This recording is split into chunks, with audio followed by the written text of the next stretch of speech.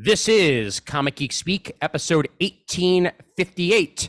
Previews.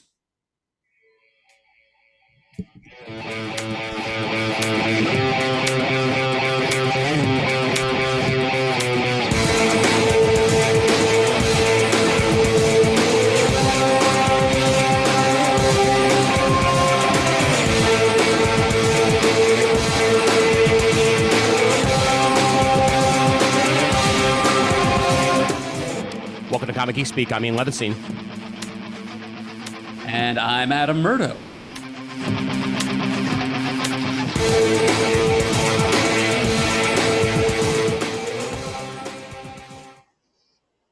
The unexpected two-man crew tonight.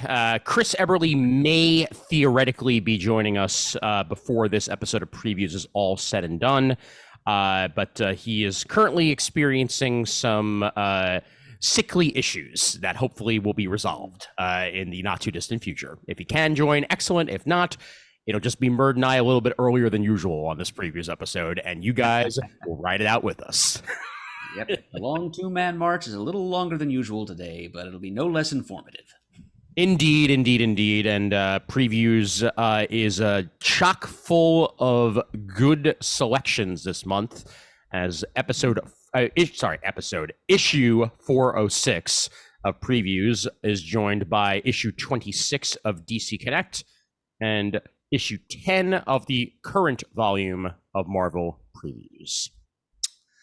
And it's July, so these are all mostly scheduled for coming out in September, meaning you can look forward to the fall.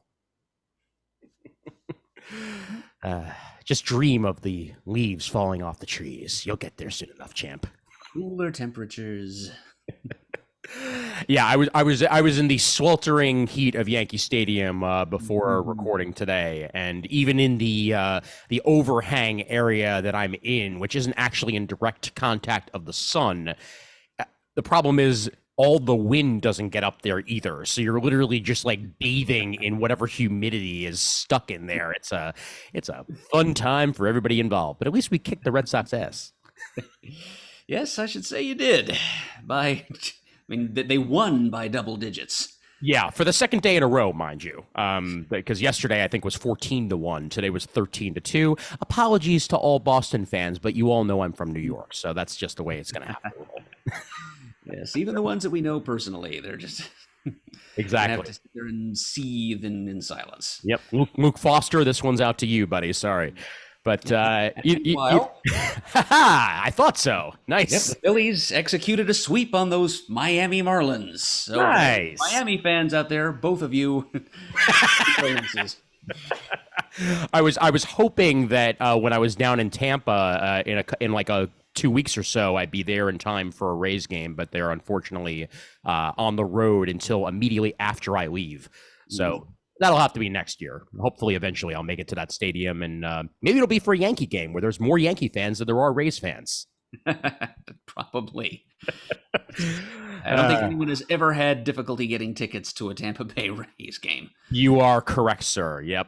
Well, anyway, thanks to that deviation, a reminder as well that we are sponsored by you, fair listeners, over at patreon.com/comicgeekspeak. Our latest listener, Mr. Timothy Reifenberg. So welcome, Timothy, to the show and to supporting the show. We greatly appreciate it, and we greatly appreciate everybody else who has done so over these many months that we've had a Patreon running. And you help keep the show running, both on the internet and in real life as well. As we mentioned last episode, we're hoping to get a in-person outing going sometime before the end of the summer. And if we do, you can kind of guess what episode it is, because we usually get together for specific spotlights, and we definitely will be doing so this time around as well. We won't give away what, but we will let you know when the time comes. Chris has been dropping hints. Yep. Yes, he has. Yep. But once again, patreon.com/comicgeekspeak. We thank you so much for that continued support. And if you don't want to use Patreon, you can just head to Comic Geek Speak's main website and head to our donation tab if you want to do a PayPal donation, or if you don't have the funds, then just support us via review on iTunes or just letting somebody know about the show. That's just as important and helps spread the word. So thank you all for listening and for listening through that diatribe every single episode. Hear, hear. All right. And here we are with previews. And on the cover here, a Donny Cates, Ryan Stegman duo returning for more. And we will get to that when the time comes. On the back cover, celebrating issue 100 of Mighty Morphin Power Rangers. And how time flies. And leave us not forget the Spine feature, which this month is 2000 AD, the best of 2000 AD, a new quarterly graphic novel series. Because everything comes back to it. You're damn right. Absolutely. We know a certain somebody who would be very upset with us if we didn't mention that. So, well done.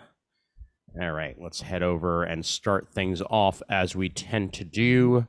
Once I get through all of these various advertisements and Epic Comics. On page 32, the one and only Jeff Lemire returns for another Bone Orchard, this time 10,000 Black Feathers, with Andrea Sorrentino and Dave Stewart. My God, that team. As Dave Stewart alone is one of the best colorists in the business, is enough to make the mouth water, but then place that over the subtle artwork of Andrea Sorrentino. Yeah, it's bound to be amazing, and this is the same creators behind Gideon Falls, Primordial, and The Passageway, and they return to the Black Orchid mythos as Trish and Jackie are best friends and avid gamers. When the line between reality and their fantasy world is blurred by an evil darkness, can they be the heroes of their own story? I guess we're just going to have to find that out along with you. And as usual, the artwork is superb. Man. And creepy as heck. Yes. It's as disturbing as it is beautiful. Yep. Page 34 is not for the squeamish. But I'm sure this will be excellent. Yes, and things get no more comfortable on page 36. You're damn right. Chris Burnham, Paul Dini, and Steve Langford for a 5-issue Creepshow miniseries. And those are the writers. So Chris Burnham is both writing and doing some artwork for one of these stories. Indeed, yep. And John McCrae doing the artwork for the rest of it. Yeah, I mean, with a creative team like that, and I mean, Dini can be creepy just along with everybody else. Everybody's used to his animated series style, but even some of those got approaching the category of ooh. But we're certainly going to get there here with Creepshow. It's the Silver Coin meets House of Slaughter, as it's described here, and each issue of Creepshow will feature different creative teams with uniquely horrifying standalone stories. So get used to this one for an issue, and then we'll see who comes next. We could have just described it as Creepshow meets comics. Creepshow is kind of a brand unto itself. Very good point. But it's kind of cool that it's going to be a different creative team each time. So it literally is like a miniseries, like a Netflix miniseries in and of itself. So pretty cool. Yeah, indeed it is. And the artwork, love seeing the Marty McFly costume right there on the first preview page that they show us on page 37. And lovingly rendered artwork indeed, with a lot of curses that had to be bleeped out for previews. And then here we are with that Donny Cates of Vanish on page 40. Cates and Stegman back together again for more. Oliver Harrison was a mythical hero who slayed the greatest threat to his realm before even hitting puberty. Okay. But that was then. As an adult, Oliver leads an average cookie-cutter suburban life. Aside from the fact that he's mentally unstable, massively paranoid, drunk every night to hide from his horrific nightmares. Will the arrival of a superhero team called the Prestige prove the madness isn't all in Oliver's head? Ooh, okay. Interesting premise here. Very, very image cover with with Vanish. Like I'm getting dangerously 90s vibes from that first image there, and That cover would look comfortable in any period of image history. absolutely, yep. And yeah, whenever you get a guy with powers with a questionable, mindset and personality flaws, and is this real or is this fantasy? Yeah, carnage is bound to ensue. But not the actual Marvel Carnage, just Carnage. Yeah. Yeah. With this creative team, that's an important disclaimer to make. Very much so, yes. Yes. But yeah, that page 40 has the main solicitation and then some excellent artwork as to be expected from Mr. Stegman on the following pages. Stegman, a longtime Comic Geek Speak friend, and also was at many a Super Show. Yep, those of you who remember our short-lived, fondly remembered Comics Now journal, which only lasted 3 issues, Mr. Stegman contributed a cover. Nice. To that brief run. That was that issue 2? I'm trying to remember. So I know issue 1 was June Bob, so that's why I'm trying to remember if it was 2 or 3 that had the Stegman cover.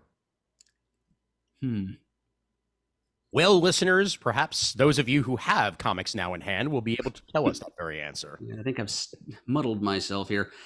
The second issue was the villains cover. Yep. Yeah, because issue 1 was Nova, if that I'm remembering right. And then from there was what came next. So yeah, I think it was a Superman image. I think maybe it wasn't a cover, but I'm pretty sure that we did get some Stegman Superman art in there someplace. Well, I'll see what I can scrounge up in the archives, and we can address that next episode.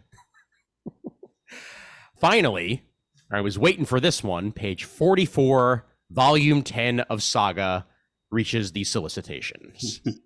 Celebrating 10 years and 60 issues of Saga. Yeah, it's not quite the amount of issues you would have loved to have gotten in 10 years, but hey, it's better than nothing, and it is still one of the best damn comics on the stands.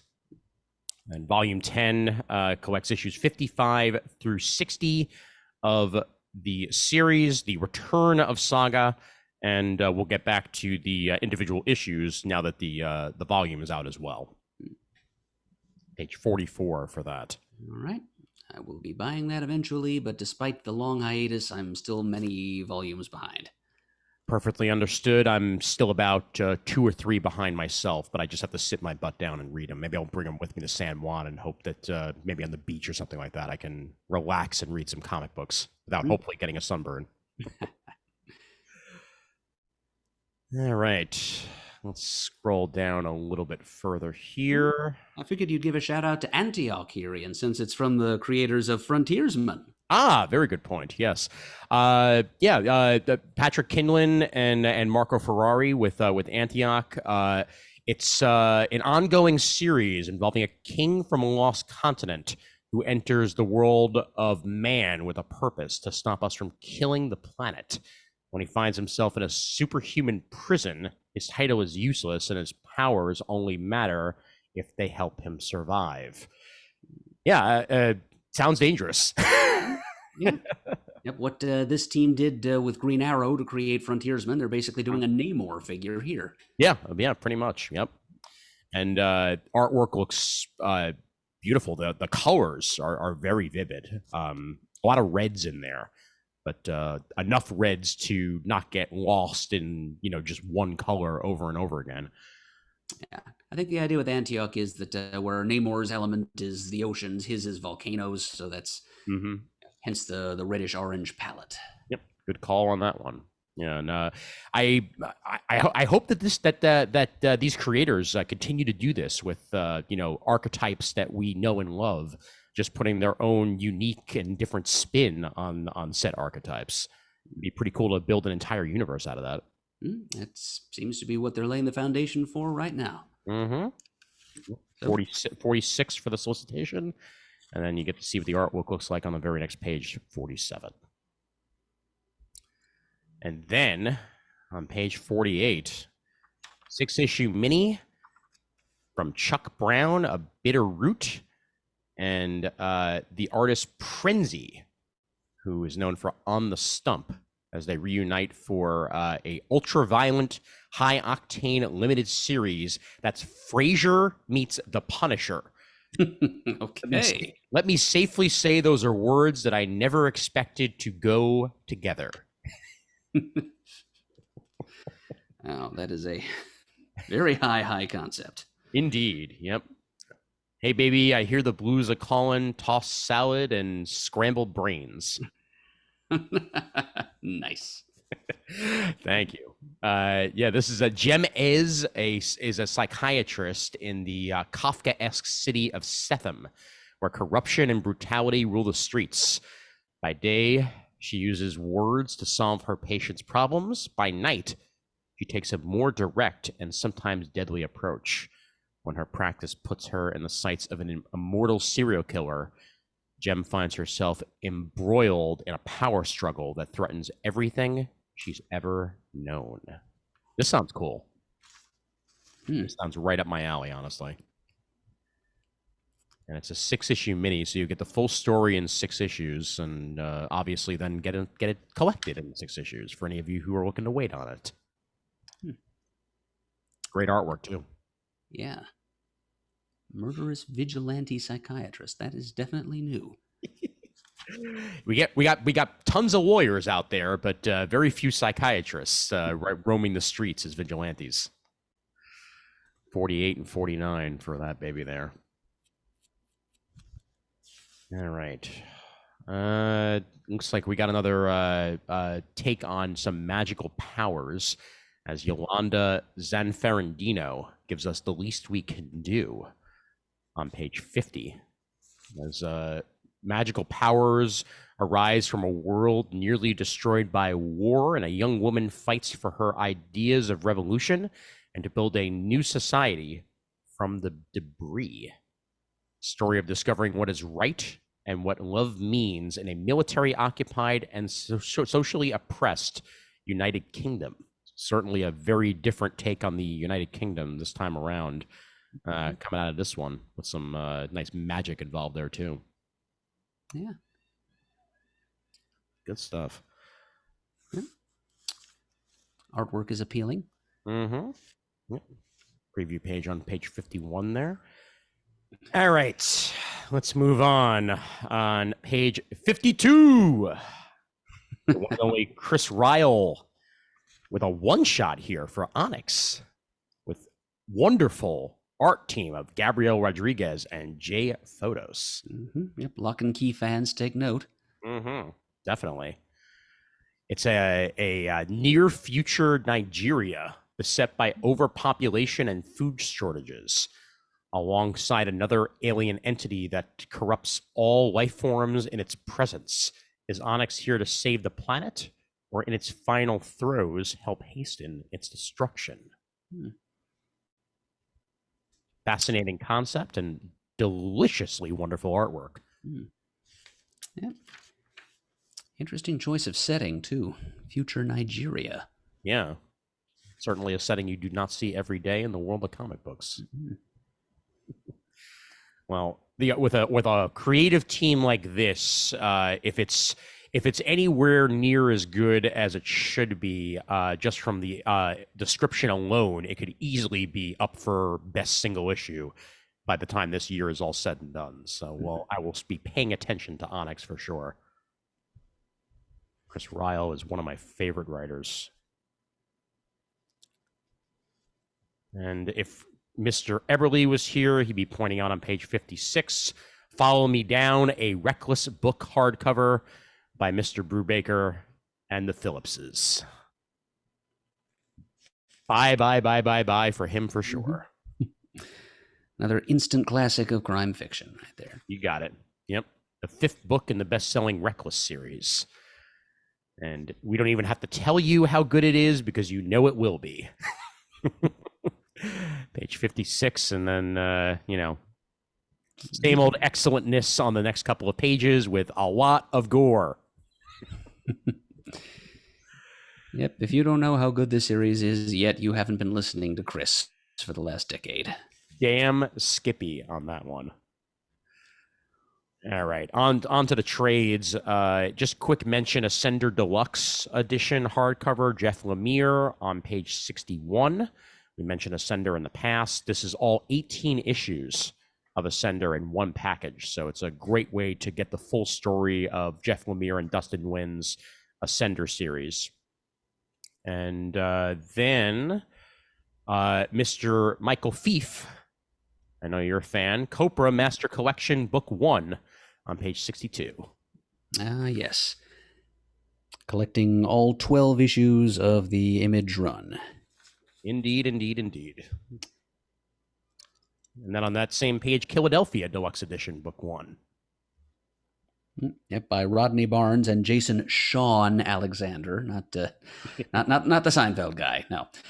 But yeah, it's a story about vampire crime going on in the city of brotherly love, with some interesting historical twists, such as vampiric John and Abigail Adams running around.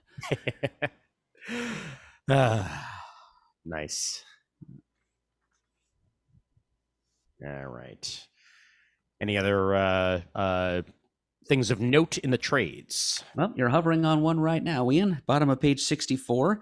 It's a trade paperback of all 12 issues of The Mighty, which is another Superman archetype breaks bad kind of story.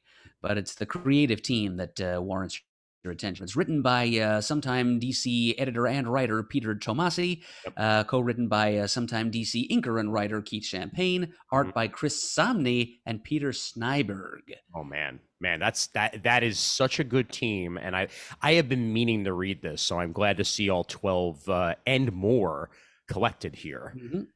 Yep, there's bonus material too, behind the scenes sketches and scripts, plus 3 rare 8-page stories.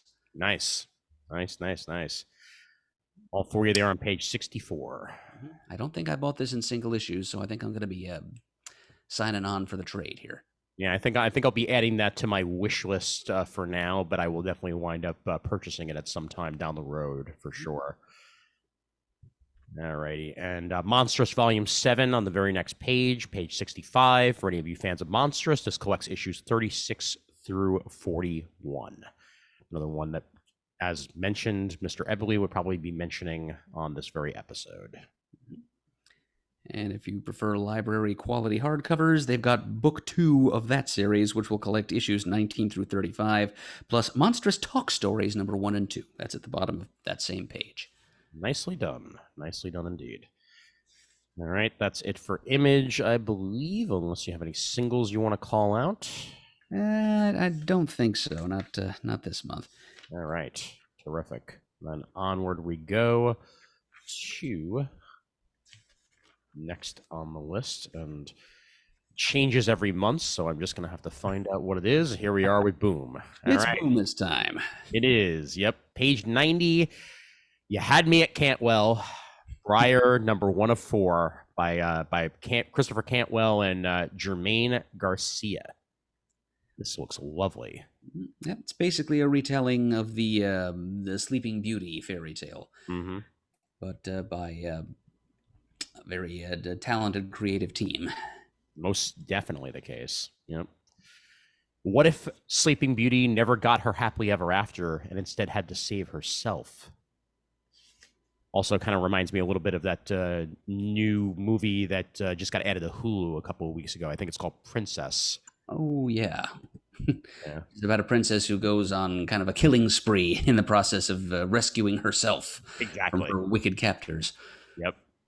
Yet to watch it, but it looks like it's some good schlocky fun. Oh, yeah. It's going to be over-the-top comedic violence. Definitely. Yep. And this version of Briar Rose or Sleeping Beauty carries a sword, so that tells you something right there. Certainly. Yep. Great designs on the next couple of pages as well. Depicting said sword, and then also getting a little bit of the villainous action in there as well. All right, Stuff of Nightmares. R.L. Stine. 4-issue miniseries by the king of children's horror, essentially. Puts his twist on the Frankenstein mythos this time around, along with A.L. Kaplan on artwork. R.L. Stine is back, but not for the faint of heart, with a chilling take on an iconic character, perfect for fans of Fear Street and EC Comics horror titles. If it's EC style, then yeah, that should be pretty good. Sure. Probably aiming at a slightly older audience than his traditional Goosebumps crowd. Yep. The Fear Street books were always a little bit more older than the Goosebumps books were. Movies a little less so, but I enjoy the movies a lot, actually. Page 94 for that one. Those of you on the video side, I just increased the size of the PDF a little bit because even I was starting to strain at the text in it a little bit. Yeah, I've got my catalog in my lap as we go through here because even when I lean forward and squint, I can't see a thing. I hear you entirely. And then page 98, very happy to see 100 issues of Mighty Morphin Power Rangers. What a revival for the series these comic books have been. As it kind of put them back in the public eye in some ways, because I know that the series have still been coming out, but those of us who are fans of like the old school Power Rangers from the late 90s, early 2000s, this is the spiritual successor to that in every single way. And Ryan Parrott is the current writer on that. Tons of illustrators on this 100th issue, this 48-page monster coming out on September 28th. Yeah, looks like it's going to be Mr. Parrott's swan song on the franchise. So kudos to him, certainly. Yep, definitely. I'm looking forward to seeing who's going to take over after him as well. That's on page 98. All right, let's move on forward here to Mighty Morphin Power Rangers Megazord pack, as that returns Kyle Higgins and Ryan Parrott as well on page 100, as we get some of the previous Power Ranger stories all collected in one package to celebrate the series a little bit. Kyle Higgins was one of the main driving forces behind the return of the Power Rangers when it first did return. Not at all surprised. He continues to be involved in the Ultraman renaissance over at Marvel. Yes, indeed. All right. Let's see what else we have here. The soft cover for Buffy 97 on page 103, as Jeremy Lambert and Casey Gilly and Danny Lore give us this 90s throwback Buffy. And I had been looking forward to this when it was announced. And this is all a selection of classic Buffy comics from the 90s. All put together here. So stuff that's been out of print for quite some time, back in print for fans of old school Buffy the Vampire Slayer on page 103. All right. Anything else of note in Boom? Not in my opinion. Only thing I'm buying from Boom this month is Flavor Girls #3. Nice. The epic conclusion. So that'll look very nice, all collected in one. All right, and if that's the case, then onward we go to Dark Horse and Mr. Eberly. Brethren, by the stars, it's good to hear both your voices. Yes, indeed. Good to hear you as well. Hope you're holding in there, sir. I feel much better. Yeah, just a little go behind the curve for listeners. I had a wave of nausea earlier this evening, so I just wrote it out. All right. Well, this is all good and well and good, and you're here just in time for Kevin Smith and Secret Stash Press's Gem of the Month on page 118, Masquerade #1. It's about a social media star, influencer, etc., who uses Mission Impossible style disguising technology to go on a rampage. Yeah, I love it. As the ultraviolet panels testify. Speaking of Kevin Smith, Ryan and I just got tickets to go see Clerks 3 in Red Bank in early September. Looking forward to that immensely. Very cool. That's the place to see it. That's basically the roadshow version, right? Yep. Nice. So that'll have a full Q&A with Kevin and everything. And those can be quite long. I can imagine. I'm looking forward to seeing the movie. I don't think I'll go to anything other than the movie, but I've been a fan of Corks for years now. I'm hoping that Corks 3 lives up to expectations. I think it will. I hope so. Yes, Masquerade Hero, co-written by Mr. Smith and Andy McElfresh, art by John Sprengelmeyer. There's a variant cover by Francesco Francavilla. Always nice to see. Oh, yeah. And I noticed that somebody at S&P slipped up a little bit here, because on page 119, the third panel, a little cuss word got through. Oh, no.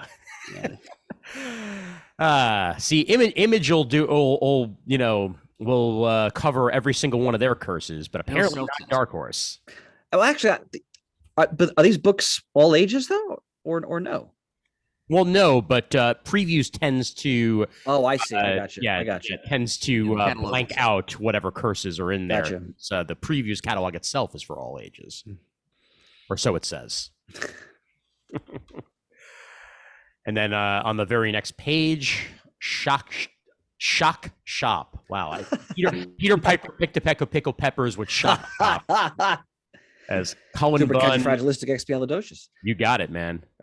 Cullen Bunn and Danny Luckert bring together a 4-issue miniseries presenting a brand new horror anthology. We have art is stunning artwork. Oh, beautiful, absolutely beautiful. Yeah, it's certainly solicitations for September, because we got a whole lot of horror in the previews catalog for this month. Build towards Halloween. You got it. Yep. Oh, we did call out earlier in the catalog, Chris, the Saga trade paperback. We made sure to mention that, and Brubaker's new hardcover. Reckless, yes. Well done, sir. All right. David Duchovny. Yeah, his comic book debut here, as along with Philip Sevi on the co-writing and also artwork chores. But it's a tradition of such canonical sci-fi classics as Planet of the Apes. Oof. So that's immediately got me with that. Yeah, giving it a nice pedigree right there. All about it. I know Duchovny's written some novels, I believe. I don't. But this is his first comic, I guess. Yes. Yeah. That is correct. Yeah, he's definitely done that before. So that's this will be interesting to see how it all plays out. And it's featuring a 16-year-old Neanderthal girl who's thrust into the conflict of her efforts unique because of her mixed hominid heritage, not only change her life, but also reveal the merciless ambition and identity of the gods themselves. Yep, this is on page 123. It's called Kepler, and it's about benevolent space gods that visit an alternate Earth in which Homo sapiens is extinct, but other hominids are still around, yet everything, the world turns out basically the same. There's still amusement park rides, fashions are still basically the same, except it's Neanderthals wearing them now. It's interesting concept. I get the feeling that in the scope of its 112 pages, it's not explored as thoroughly as it might be, but perhaps, yeah. But hey, 112 pages for $20. That's not bad. It is not. Not at all. Yep. And then on the very next page, I know we mentioned it last month, but a reminder that Star Wars is back with Dark Horse, and Star Wars Hyperspace Stories issue 2 of 12 solicited this month with Cecil Castellucci and Megan Huang on the writing and artwork chores on page 124. Levy Poo, to now see your lovely visage is making me feel better. Thank you muchly. Yeah. I literally forgot that I hadn't turned my camera back on after the previous technology woes. So I was like, oh, wait a minute, I'm not here. let me correct that. Luke and Leia versus the Empire on 124. All right. Anything else, Dark Horse? Mignola? Always worth a shout out for sure. Mm-hmm. Castle Full of Blackbirds, 4-issue miniseries by Mignola and Angela Slatter, with Valeria Berzo on the artwork. Another BPRD story, as we continue the long-running BPRD saga, and continues the story of the character from The Return of Effie Kolb on page 128. And I think that's it for Dark Horse. Something fun I'd like to mention on pages 134 and 135. By all means. Yes, it's a new miniseries from Tim Seeley and Fran Galan. It's called The Roadie, and it's about a grizzled, semi-retired old heavy metal roadie who has to hit the the highways and byways of the United States again to perform a job he thought he'd long since left behind. Exorcist. Sure, why not? A horror saga about nostalgia, heavy metal music, hell, and redemption. Well, that certainly sounds like something up Tim Seeley's alley. For sure. Yep. And he'll have 4 issues to do it, and that sounds awesome. Nice artwork too. Looks lovingly rendered stuff there. Yep. And any of you fans of Mr. Miller of the Frank variety, SimCity Volume 7, Hell and Back. I thought you were saying Silly City for a second. Silly City is an entirely different book. But yeah, 4th edition of Hell and Back, Volume 7 of Sin City on page 136. And we're getting close to the conclusion of Bendis and Gatos' Pearl 3 on the very next page, 137. And then Brilliant from Bendis and Bagley, all 5 issues of that coming out through Dark Horse on 137.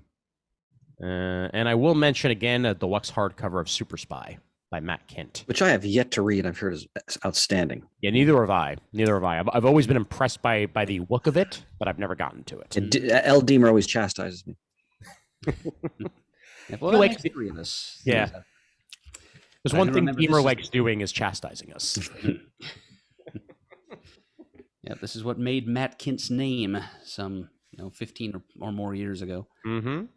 Certainly. Yep. Alrighty, I think that will do it for Dark Horse. So we can head over to DC. Yes. All right, terrific. Okay, I'm just getting there for my sake, and here we are. And I know what we're definitely going to wind up enjoying in this, but of course, on page 1, Zdarsky and Jimenez's Batman run continues. Yeah, we can't wait to give our field report on that one and get the first issue. Oh, yeah. Yep. With brutal efficiency, Failsafe hunts for the Dark Knight, leaving a trail of injured heroes. Batman retreats to the manor as he prepares for a final assault. Will the last surprises he has in store be enough? And in the backstory, Catwoman reaches a shocking conclusion in her search. So we get a nice backup artwork there by Belen Ortega, but Zdarsky writes it all. But here's the king of this preview's catalog, I think. Batman versus Robin, #1, written by the one and only Mark Waid, artwork by Mahmoud Asrar. Damn, is that a good team? And may I say, in! Yep, spinning out a World's Finest with this one, and I've yet to read World's Finest. I know I've heard nothing but positive things about it. I just haven't gotten to it. I've read the first issue. It was everything you would expect it to be. Good. I need to definitely read it, and I will certainly read this as it's Batman versus Robin. It's bound to be good. How could you go wrong with that concept? It's Batman versus Robin, not Batman v Robin. Makes it even better. Mark Waid gets the character like few others do as well. So Mark Waid gets any character better than most people. Very, very true on that one. Yep. Mariko Tamaki on page 4, a one bad day of Two-Face. So we get a full 64 pages devoted entirely to Two-Face, with Mariko Tamaki on the writing chores and Javier Fernandez on the artwork. Should be interesting. Beautiful cover. Oh yeah, beautiful interiors as well. The preview pages on the next few pages. And Tim Drake, Robin #1. For you, Shane. Indeed, and for me, and definitely for me. Megan Fitzmartin on the writing, and Riley Rossmo on the artwork, as Tim Drake finally gets an ongoing again, and I cannot wait. Page 8.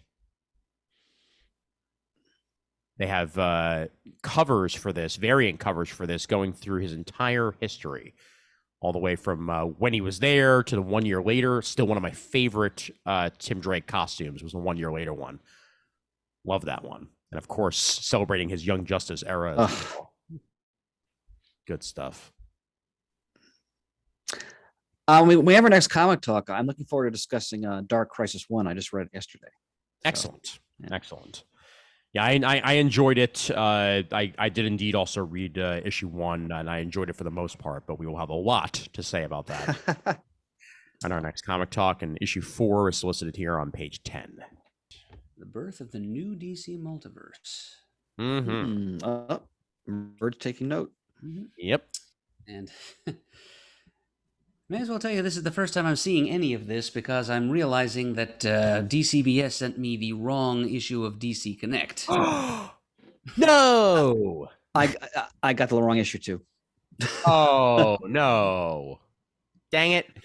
But that's why we have L. Levinstein here. Yeah, that's man. I mean, Besides our great love for him, of course.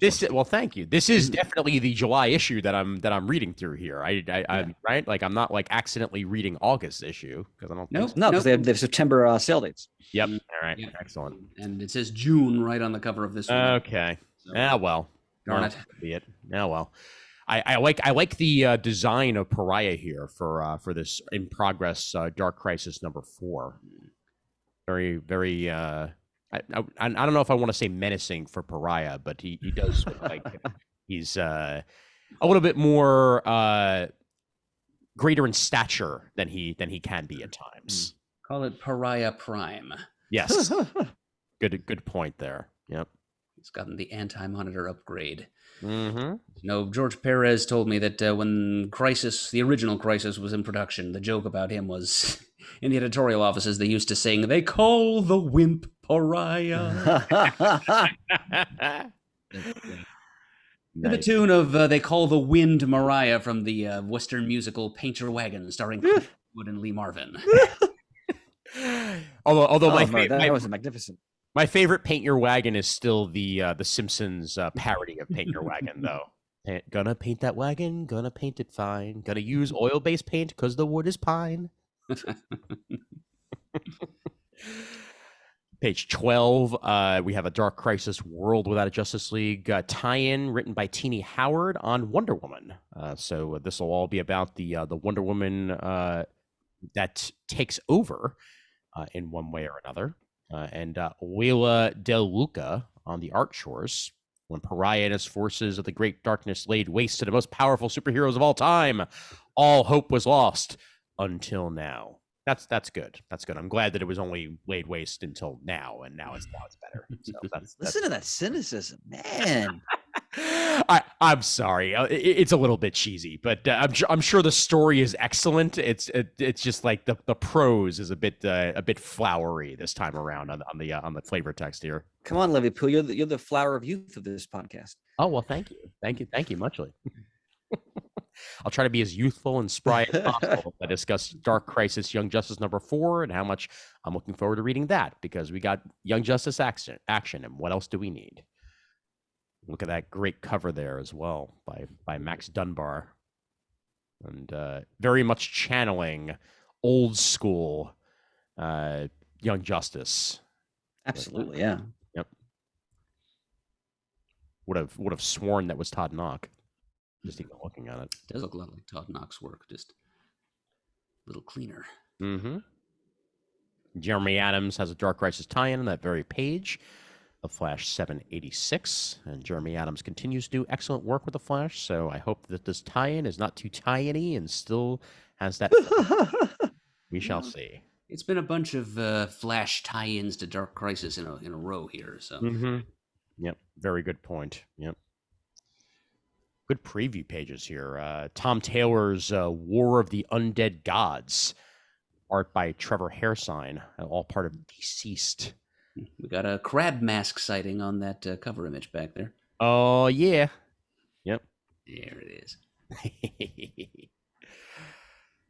And Superman War World Apocalypse, the epic conclusion to the War World saga. So we may very well get Superman back on Earth after this. I am all in favor of that. Yeah. Yeah, we shall see. And most importantly, will there be a title that's just called Superman? It's like a 1970s rock album cover. It really is. Kinda. Yeah. Excellent. And I enjoy that it's basically the Kingdom Come logo only with the yellow instead of the black. So pretty cool concept there. Good spot. Yep. Philip Kennedy Johnson on the writing, and art by Brandon Peterson and Will Conrad. The cover by Steve Beach on page 16. That's an interesting cover there. Countdown to Action Comics 1050 begins. Bird, that Superman's face there, what era would you associate that with?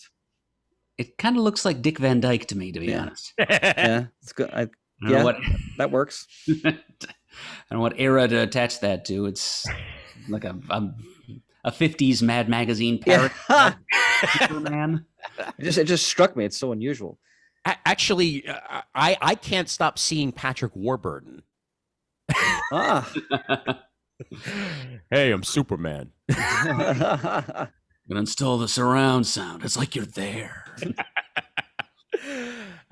Issue 1047. So we're only 3 issues away after this from issue 1050 of Action Comics. That's a lot of issues right there.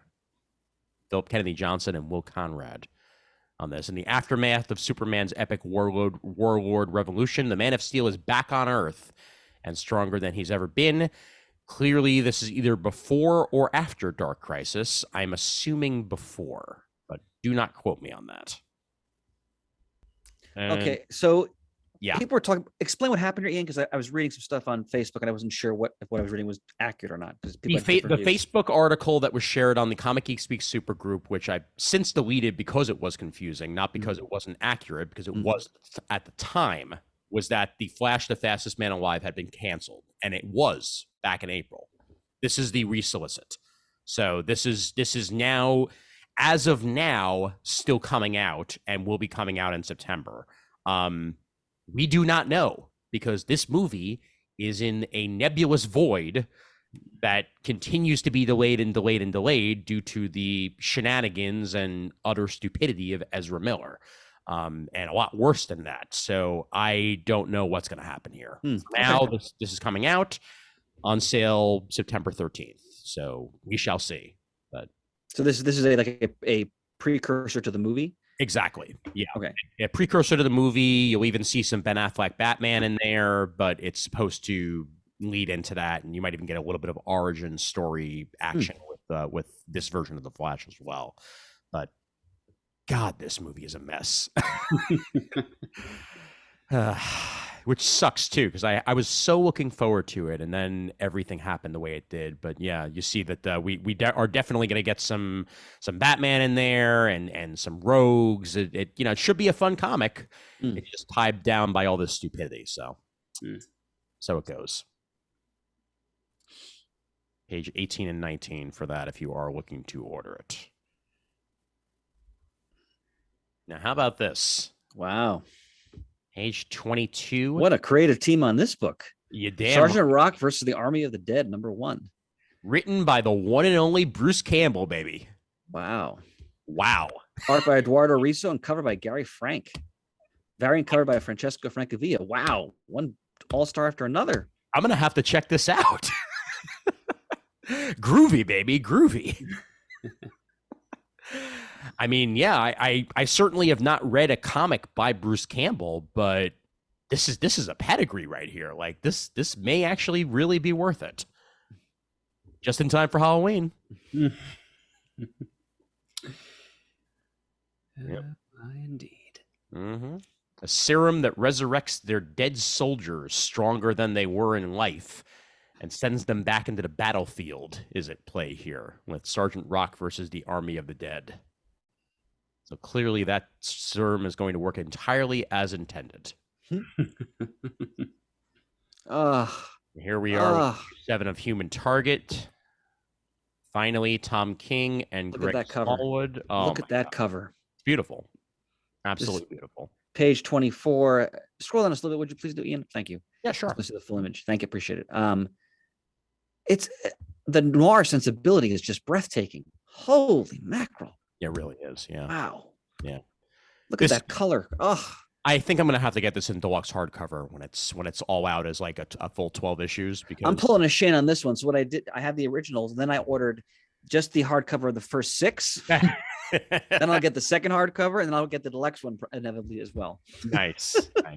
Yeah, because I'm sure they will have all 12. Oh yeah, connected as one at some point. But yeah, this looks great. Page 24 for that. And it was Tom King's birthday, I believe, the day that we are recording this. So happy birthday. One of the birthday, Tom. Yep. How about Dark Knights of Steel, Tales from the Three Kingdoms, #1 by Tom Taylor, Jay Kristoff, and C.S. Pachat, with art by Nathan Gooden. This looks adorable. Yes. Discover the secret history of the El Kingdom, with some very tiny looking Batman, Superman, and Wonder Woman action there. Yeah, very tiny medieval fantasy. Or is it Supergirl? Yeah, Supergirl. I'm sorry, I was looking at the variant. That's what threw me. Yep. Yeah, Supergirl. Yep. It's basically an Elseworlds. Mm-hmm. Yep. Bruce, Zala, and Kal-El are the ones involved here. Nice. And wow. Page 26. Batman the Audio Adventures in comic book form here. Dennis McNichols, art by Anthony Marquez and Jay Bone. Indeed. This continues Batman the Audio Adventures in the 7-issue miniseries. String of attacks that plague Gotham's seedy underbelly, sending criminals into panic. But it's not Batman who is striking at the heart of the city. It's a group of mysterious assailants on the hunt for an ancient artifact. Have you listened to this podcast? I have not, but I need to. Yeah. Wow. I know Jeffrey Wright is the voice of Batman in it. Oh. Okay. Exactly. That's kind of enough for me right there. But I've heard very positive things about it, so it looks great. And that variant cover, oh my god, the all red variant cover. Yep. Beautiful. Batman Night Watch. All the Batman you can possibly want. Yeah. Jay Torres. Yep. Fun for fans of all ages, and I love all ages content. And this will give us some more all ages Batman for anybody. 5-issue miniseries on page 27. Looks like the story is Nightfall Jr. Mm-hmm. A massive breakout at Arkham, and Batman and his team are on a mission to bring all the escapees back. First, Clayface. Ooh. Oh, and they track him down using social media. I can only imagine what Clayface's social media posts are like. That must be an experience. Subject to change. Yes. Page 28. Black Adam, the Justice Society Files, Atom Smasher #1. What a mouthful of a title. But written by Kevin Scott and Brian Q. Miller. And I said it with the last Justice Society Files. I'm happy to see Brian Q. Miller's name anytime I see it, and you do not see it enough these days at DC, as he still wrote some of my favorite Batgirl stuff. And I'm happy to see him here on some of these Black Adam tie-ins to the movie. And I've always been a fan of Al Rothstein as a character, so I want to see how they're going to flesh out his backstory here for the movie. Happy to see as many Justice Society characters in yes. that. Oh, yes. Gonna get. Yep. Titans United Blood Pact #1. That's got a lot of my favorite Titans on the cover. So we got some combo of like the Jeff Johns era Titans and the Marv Wolfman era Titans all together in one package here. Written by Kevin Scott and Lucas Meyer on page 29. Titans are back, united against a common foe. Aren't they? And Crab Mask on the variant cover. Oh, yeah. It's a Hispanic Heritage Month variant. Yes. which means it probably has absolutely nothing to do with the issue itself, but I'll take it. And Murd, what say you about Shazam Thundercrack? Well, let's see. Looks like it's more all ages content, written and drawn by Yehudi Mercado. Billy Batson's never been a team player, and becoming the superhero Captain Marvel didn't seem to change that much. But make football a breeze, which is good because his school needs a good new quarterback. Okay. So, yeah, this is a soft cover, 160 pages about, Billy undergoing the old Clark Kent moral dilemma of whether or not he should use his powers for just personal athletic accomplishment. Yep, basically. Levy, you wanted to hear Murd pronounce the name, didn't you? Oh, yeah, absolutely. Oh, and there's Mr. Talkie Tawny in football mascot form. Yeah. Hey, I mean, I again love all ages content here. Could be fun. Just like I agree with you. I wish that they could just call him Captain Marvel, but Me too. And it does kind of look like it's pretty much set in a version of the film's continuity too. It's a very Zach Levi take on the world's mightiest mortal there. I think you're right. Yeah, if they're not doing it, they're like movie adjacent as much as possible. But it's a soft cover for only $9.99. 160 pages for $10. Good price and fantastic. Great artwork. I'm digging like the cartoon style that they're going in here, like very straight off the pages of Cartoon Network, essentially. Yeah, kind of looks like a storyboard. Pretty much. Of course, then we'll find out it was a storyboard for a canceled, series or something like that. But you never know.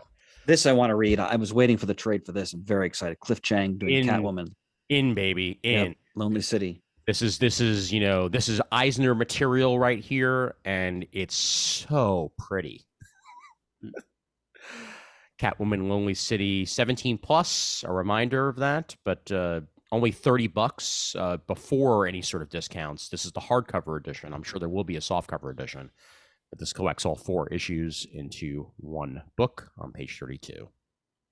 And the Shadow War, all for you here. If you were looking for more Deathstroke versus Batman action on page 33, Joshua Williamson, Nadia Shamus, Ed Brisson, Stephanie Phillips, artwork by Howard Porter, Victor Bogdanovich, Roger Cruz, all great artists involved in that. So, but this is something special. Yes, it is. On page 34, DC poster portfolio, George Perez. So you got tons of great artwork from George Perez all throughout the ages here of his run.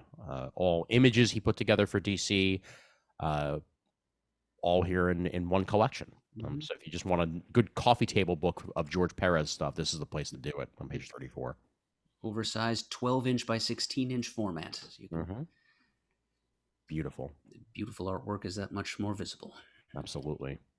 Using the Infinite Crisis cover too was a nice touch, because I've always loved that image. Who Killed Harley Quinn? Again? On page 15, page 35. No, yes, exactly. Yeah, that is the question. Somehow I don't think she's dead, but we'll find out. Stephanie Phillips will definitely tell us in the pages of the book. All right, we're on to the multiple solicitations on a page portion. Facsimile edition of Action Comics #1. That worried man has been on so many different versions over the years, but what will he do as he's running away from Superman? My head is splitting. I always love when they do facsimiles. It's always great to see that. Oh, yeah. Yep. That's on page 36 if you want it.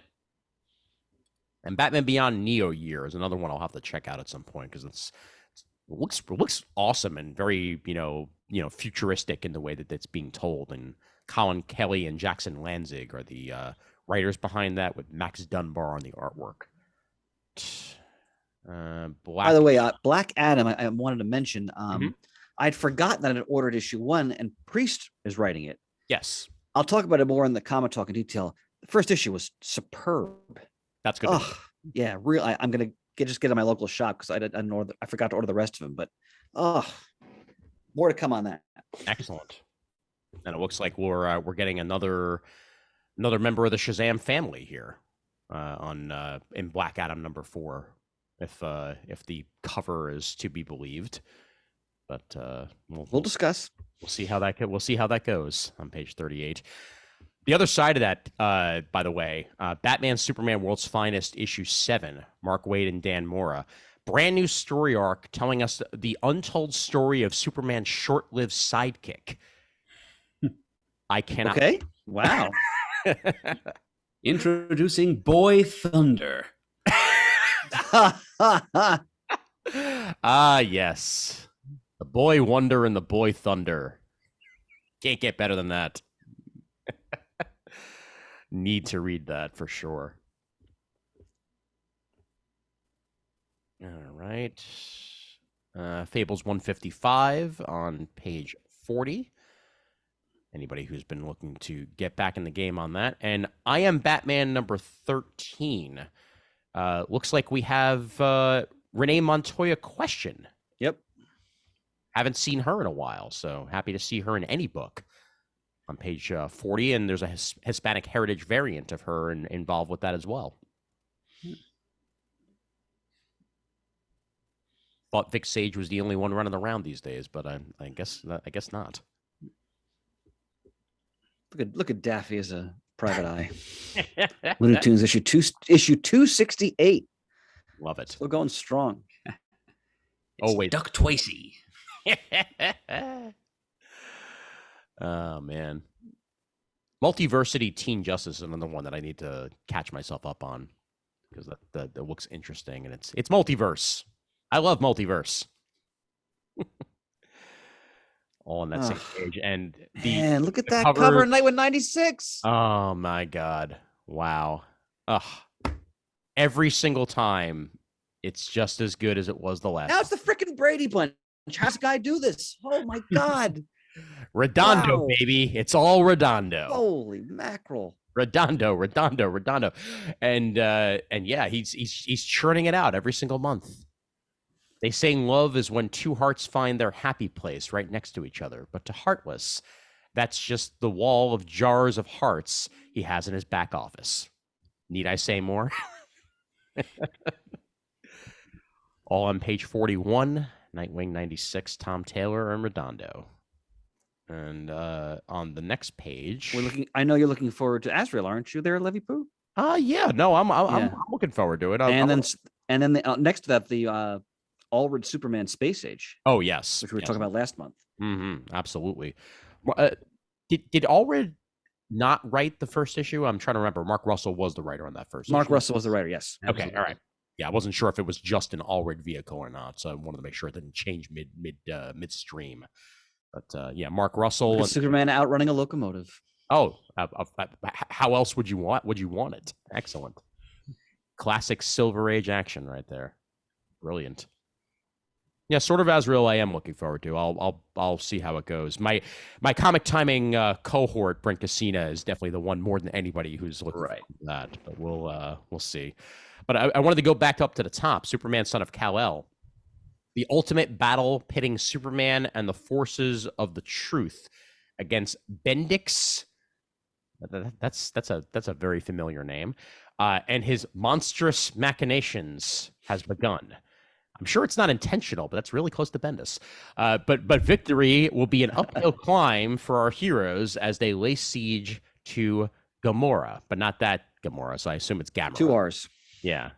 Plus the smooch heard round the world.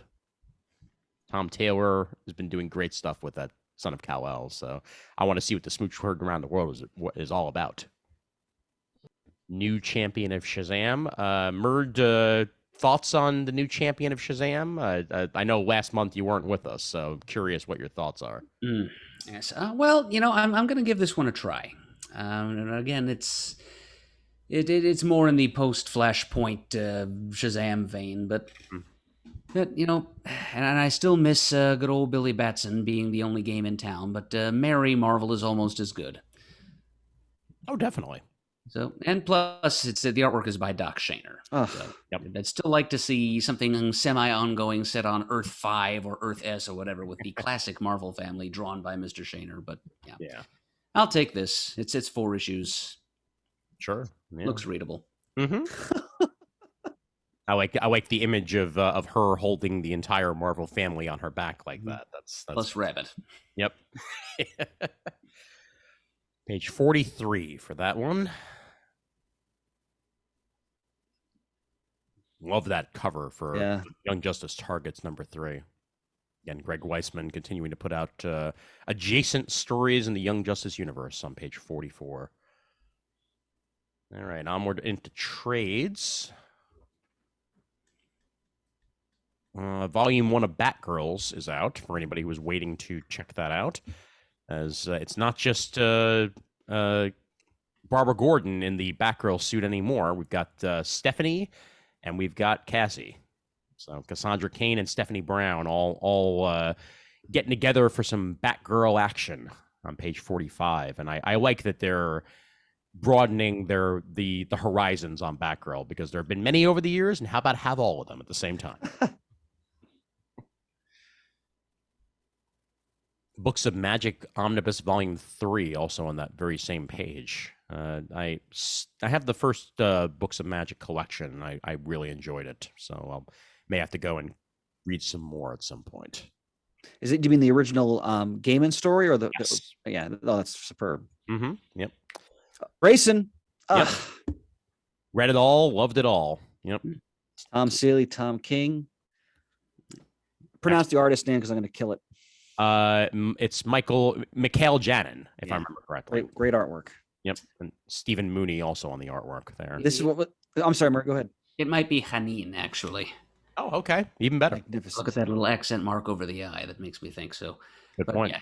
This is Tom. It's a great artist. Yeah, it's one of the first times I read Tom King's work, and it's wonderful espionage stuff. It's so entertaining.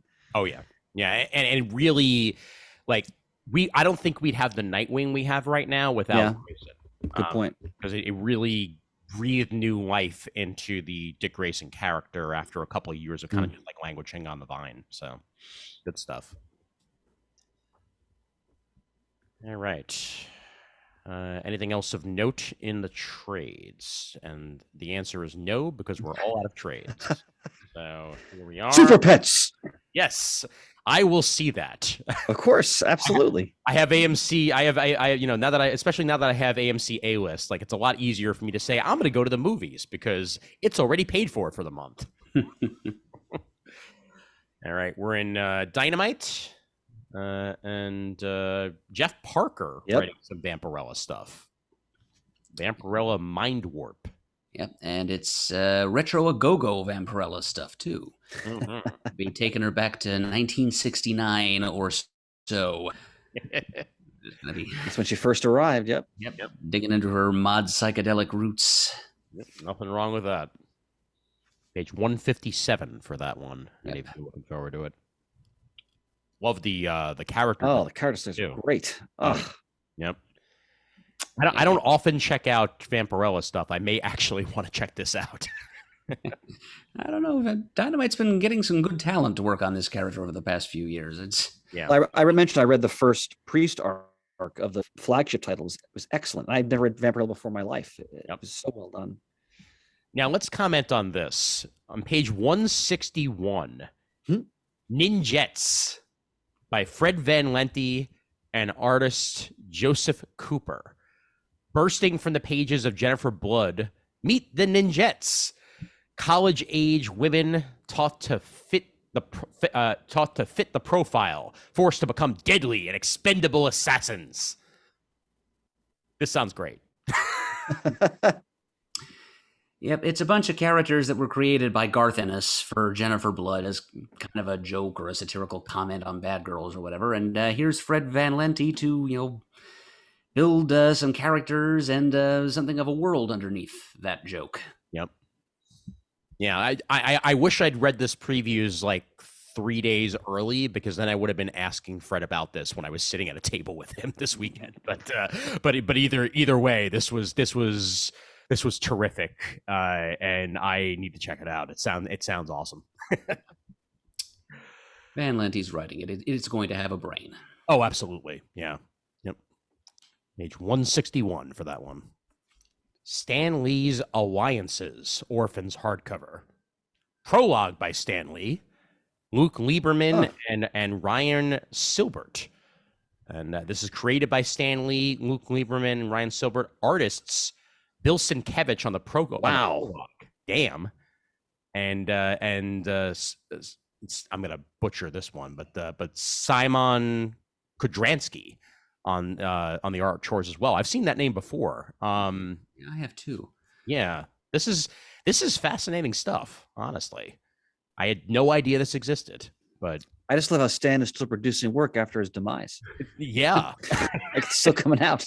That's dedication. Hey, if it's Sienkiewicz artwork, like, Yeah. damn. Yeah. They have some of the preview pages from this. This blasts readers into the heart of our galaxy alongside William Ackerson, a man lost in space on a quest to find the source of his uncanny abilities. All right. That could be worth a shot there. Page 165. Excelsior, my friends. Excelsior. Mm-hmm. And something on pages 168 and 169 for Golden Age heroine fans.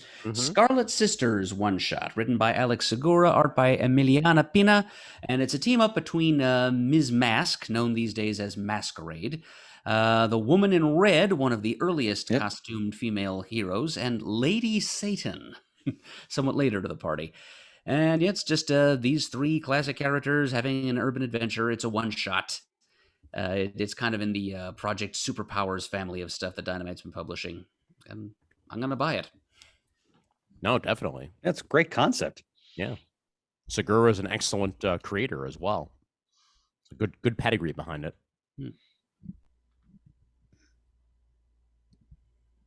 Okay. 007 issue 2. I'll have a field report when I get issue 1. Certainly. Yep. With Kennedy Johnson, issue 2 out on page 1673. How many creators have been able to say they worked on Superman and Bond at the same time? Not a lot, to say the least. I'll be getting Vampire Year 1 by Christopher Priest as well. Issue 3 on page 177. Artist Erwin Gundiz, who's also the artist on the Priest Vampirella run. So you're right. Like it's like Dynamite woke up one day and they were like, "We're gonna get all the creators, and maybe we'll use them consistently too." Yes, definitely. All right. Well, I think that's officially everything for Dynamite, though. So I think we can move ourselves forward. And once we do, is there one more before we get to the rest of the book? Yeah. Nah, you know what? Yeah, let's head over to Marvel. Excellent. All right. All out Avengers, Ian. They're all out of Avengers. I'm sorry. We have no more Avengers. We're all out. Yes, we have no Avengers. We have no Avengers today. First we're Mel Brooks, now we're Monty Python. Like, what's going on? We have a very high range of settings. Let's just put it that way. They start off their catalog with something we can skip over, not because it's not going to be good, but because it's issue 4 of a crossover. It's in mid-swing. We've said what we're going to say. Exactly. Axe Judgment Day. We know it's a very good body spray. We're moving forward. Oh, God. I apologize to the audience. I don't. They should be thanking us. Exactly. But I will mention issue 3, though. I'm sorry, page 3, Axe Avengers #1, Kieran Gillen and Federico Vicenti. The first of 3 story essential Judgment Day one-shots. Tony Stark has spent his life building suits to protect him. Now he has to enter a suit of armor that could kill us all. Can he survive? That's a cool concept. Yeah, it is. It's Kieran Gillen, so. Yep, definitely. So let's see what he can do with Iron Man there on page 3. It's on the faith of his name alone, basically, that I'm totally on board with this event. Absolutely. Yep.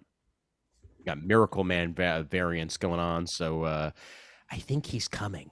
I think he's coming, people. We'll be with him soon. Wolverine 25, Benjamin Percy, milestone issue celebrating 25 years, 25 issues of 25 years, no, 25 issues of Logan's latest run, an Axe tie-in. Federico Vicenti, Adam Kubert, Klaus Janson. Oh my God, Wow. damn! Like all the art, all the excellent artists that have worked on Wolverine together in this one issue 25. Well, congrats on Wolverine for hitting another issue 25. And this is a desperate race to the top of the world forces Wolverine to team up with Salam. But will the Hands Hellbride bring them to an untimely end? Hellbride. Okay. Page 5 on that one.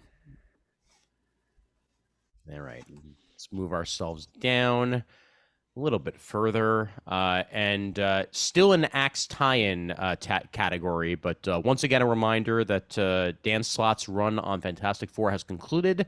And this is more David Paposi and Juan Cabal on Fantastic Four as we go with the Taking of Baxter 1, 2, 3, 4. Looks like Paposi is using Oubliette from Grant Morrison's Marvel Boy. Yes, indeed. Yep. I just got to chill. Love it. Yep. And that should be pretty cool. And then So when we get again next comic talk, I cannot wait to discuss Amazing Spider-Man. yes, same. Wow. Here. Yep. Wow.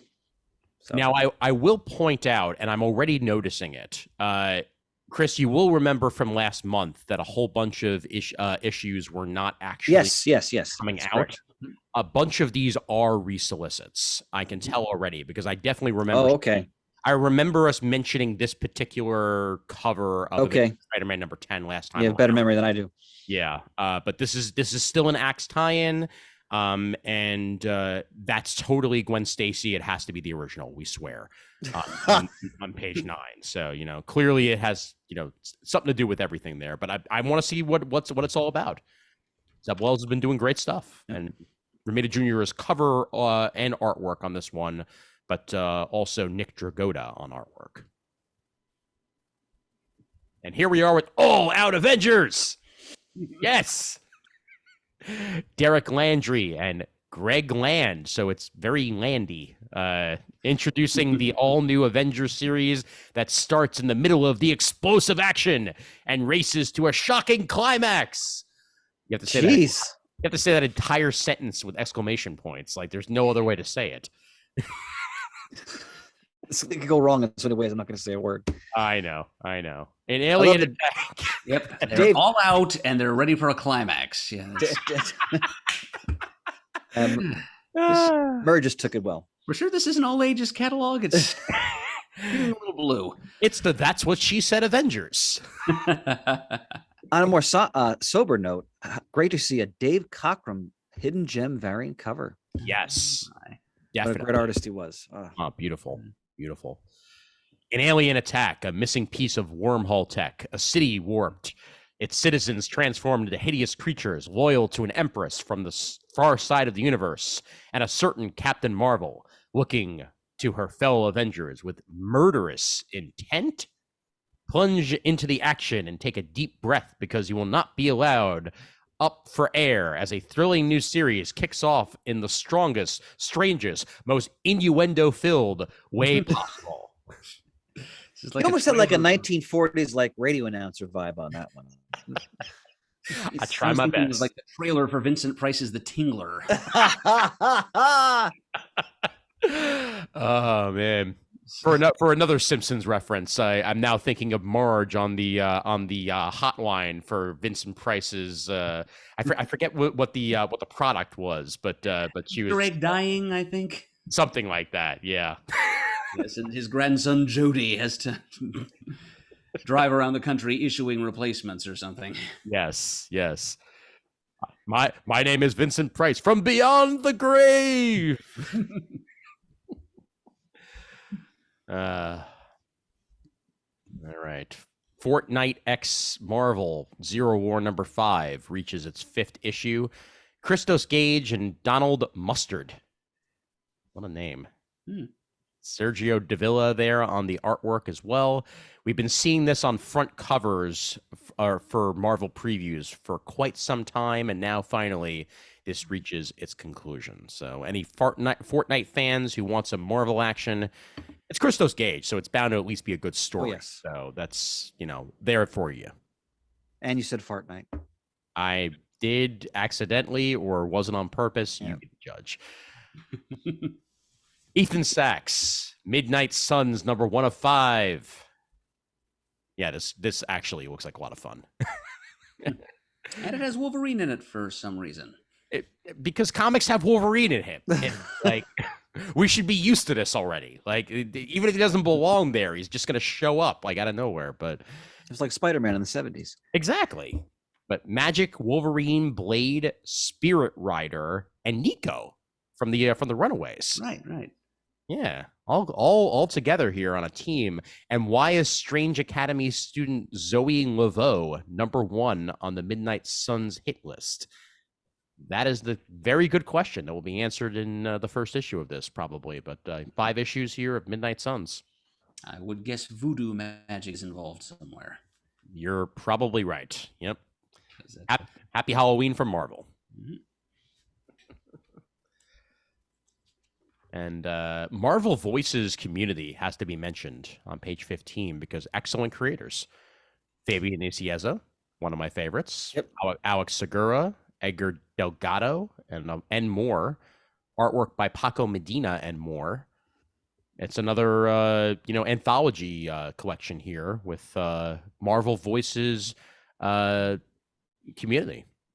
So yeah, should be White Tiger. Yep. Love some White Tiger action. Got some Miles Morales and America Chavez in there. Kid Nova. Excellent. It's the Spider-Mobile. Yes. Well, it's a Spider-Man. Yeah. Yep. Some universe somewhere. Yeah. I am going to hope that it is a sentient Spider-Mobile. Just from the description, because there's nobody behind the wheel, and it says Spider-Ham, Spider-Mobile, Sun Spider, Spinstress. That is a sentient Spider-Mobile. I hope you're right, Ian. A sentient dune buggy. I think you've hit on it. There's something reassuring about that. I don't know why. Exactly. Some animated series from time gone by might very well answer that question. But I will have to read this, not just because of the fun, but this is going to lead into Dan Slott's new ongoing Spider-Man series, which will be solicited next month. And welcome Dan Slott back to the Spider World. I hope it's just as good as his previous stuff, because I loved it. And look at this Craven Spider-Man. Bagley. It is, yeah. Oh, beautiful! It's so cool. He's got the spider arms in there, and like kind of working like with the whole typical Craven design. It's great. Issue 5 there. Beautiful. Page 17 for that. 3 brand new spiders get their start here. Web Weaver, a not so mild-mannered fashion designer at Van Dyne, gets spider powers and shows off a very different kind of spider slayer. Hunter Spider. Imagine a world where Sergei Kravinoff got spider powers. I am imagining that world. And both of these and Phil Lord and Christopher Miller, the filmmakers behind the Spider-Verse movies, create a new spider just in time for the end of the Spider-Verse. So they're leaving that one under wraps, but it's Lord and Miller, and this is going to be great. The facsimile. Yep. 2 facsimiles. Yeah. Both Amazing Spider-Man #1 and Amazing Spider-Man Annual #1. Sinister 6. Yes, indeed. Yep. I came this close to winning Tom Brevoort's personal copy of that annual once. Oh my God. It was at a Baltimore convention, and they were doing their Marvel trivia panel. This close. If I had known the name of Planet Hulk. But it was in the, what was at that point, like a 9-year gap. Still, Yeah. I hadn't read Planet Hulk. I didn't know what was Sakaar, although I sure as heck know now. Yep. Man, to claim that from a Marvel editor would have been a sweet victory indeed. Agreed entirely, and I will discuss it more on Comic Talk, but I got to hold a whole lot of history in the palm of my very hands a couple of weeks ago. Oh, Feel the energy of Lee era Spider-Man coursing through my veins as I did so. But I will. bated breath now, Levy Poo. Yep. Spider-Man no more, baby. Spider-Man no more. Amazing Spider-Man number 9. Zeb Wells and Patrick Gleason on this one. And this was definitely solicited last time because I remember seeing the it was Wolverine on the cover and then the Goblin costume Spider-Man there on page 19. A Hellfire Gala tie-in. My favorite Wolverine costume. Mm-hmm. Page 20, New Mutants number 30. Vita Ayala and Alyssa Wong celebrate the 40th anniversary of X-Men's Youthful Misfits. 40th anniversary, 40 years of New Mutants. That is something to celebrate. Page 21, Fear the Children. Jerry Duggan and Sia Filla, X-Men number 15. And I don't know if you guys heard, and this will be in a future solicitation, I'm sure, but Chris Claremont is bringing Extreme X-Men back. Really? Yeah. It's going to be called Extreme X-Men Squared, if I read correctly. So Chris Claremont using his career contract with Marvel to nefarious means to bring back Extreme X-Men. That's going to be interesting. Because sounds like you weren't a fan there, Levy Poo. It was all right, but like it's so of its era. You know, it had an X in the title and it was extreme. We're past that as a society. Yes, raising it to a numerical exponential power to make it even extremier is not going to make it any more timely, Chris. Yes, indeed. Yep.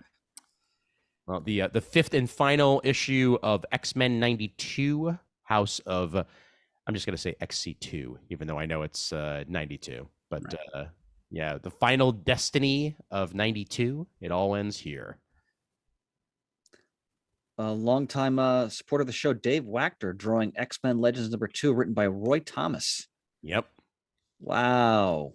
Cannot wait to see how that's going to turn out. Yep. Missing link between Wolverine's appearance in Hulk 182 and joining the X-Men and Giant Size X-Men. Yeah, and look at that Kari Andrews cover there for it too. Beautifully old school. Page 23. The Exterminators return for a miniseries. Enter the Grindhouse of X. Jubilee. I my tea out. It's Jubilee and Boom Boom together in a comic book. All I need to know. Oh, and Dazzler is coming along too. Oh. Yes. Oh my, come on. Like, yeah, I'm in. Like, so many sparkles. So many sparkles in one comic book. Yep. Leah Williams is going to have so much fun writing this. Carlos Gomez on the artwork. Yeah. That's going to be great. Ms. Marvel and Venom number 1. Written by Jody Houser. And speaking of Dave Wachter, there he be again. Yep. It's got the Wachter factor. Yes, it does. And he gets to draw Ms. Marvel and Venom. Like, that's going to be great. And a Walt Simonson variant cover. Oh my God. Yeah. And that's a terrific variant right there. Venom is on the hunt, but who is hunting Venom? Let's find out. Teams up with Dylan Brock. So I guess there must be a different Brock in the suit this time. It's Eddie's son, yeah. Okay. Yeah, he's kind of, he and Eddie are both kind of the stars at different times of the current Venom run. You know, the Al Ewing and Ram V or Ram 5 series. Got it. Yeah, actually, Eddie is out in the time stream having an adventure with Kang. While his son is back on Earth having more typical Venom adventures. Okay. All right, cool. I didn't realize he had a son that was old enough to be Venom, but I'll have to read and find out more about that for sure. It's more of the magic of comics, I guess. Time slide, baby. Time slide. Yep, exactly. as my friend Bionic Dave Goldschmidt calls it, SORAS, Soap Opera Rapid Aging Syndrome. How old is Franklin Richards? As old as he needs to be. That's Exactly. Yep. He seems to randomly age and de-age at a writer's whim. Yes, he does. Damage Control number 2. That is an excellent cover on page 27. watching Ant-Man and Wasp run away from a man eating a burrito. From the writers of TV's The Goldbergs, issue 2 of 5 of Damage Control. Adam F. Goldberg and Hans Rodenoff. Will Robson. That cover is by Carlos Pacheco. Okay. Going down a little bit more here. Call in the Carol Corps for Avengers Forever number 9. Another one that we mentioned last month, but a reminder. Jason Aaron and Aaron Cooter on this one. And Jane Foster and the Mighty Thor number 4 of 5. So we're close to the end of that miniseries as well. As a very pretty Peach Momoko Sif variant. Yes.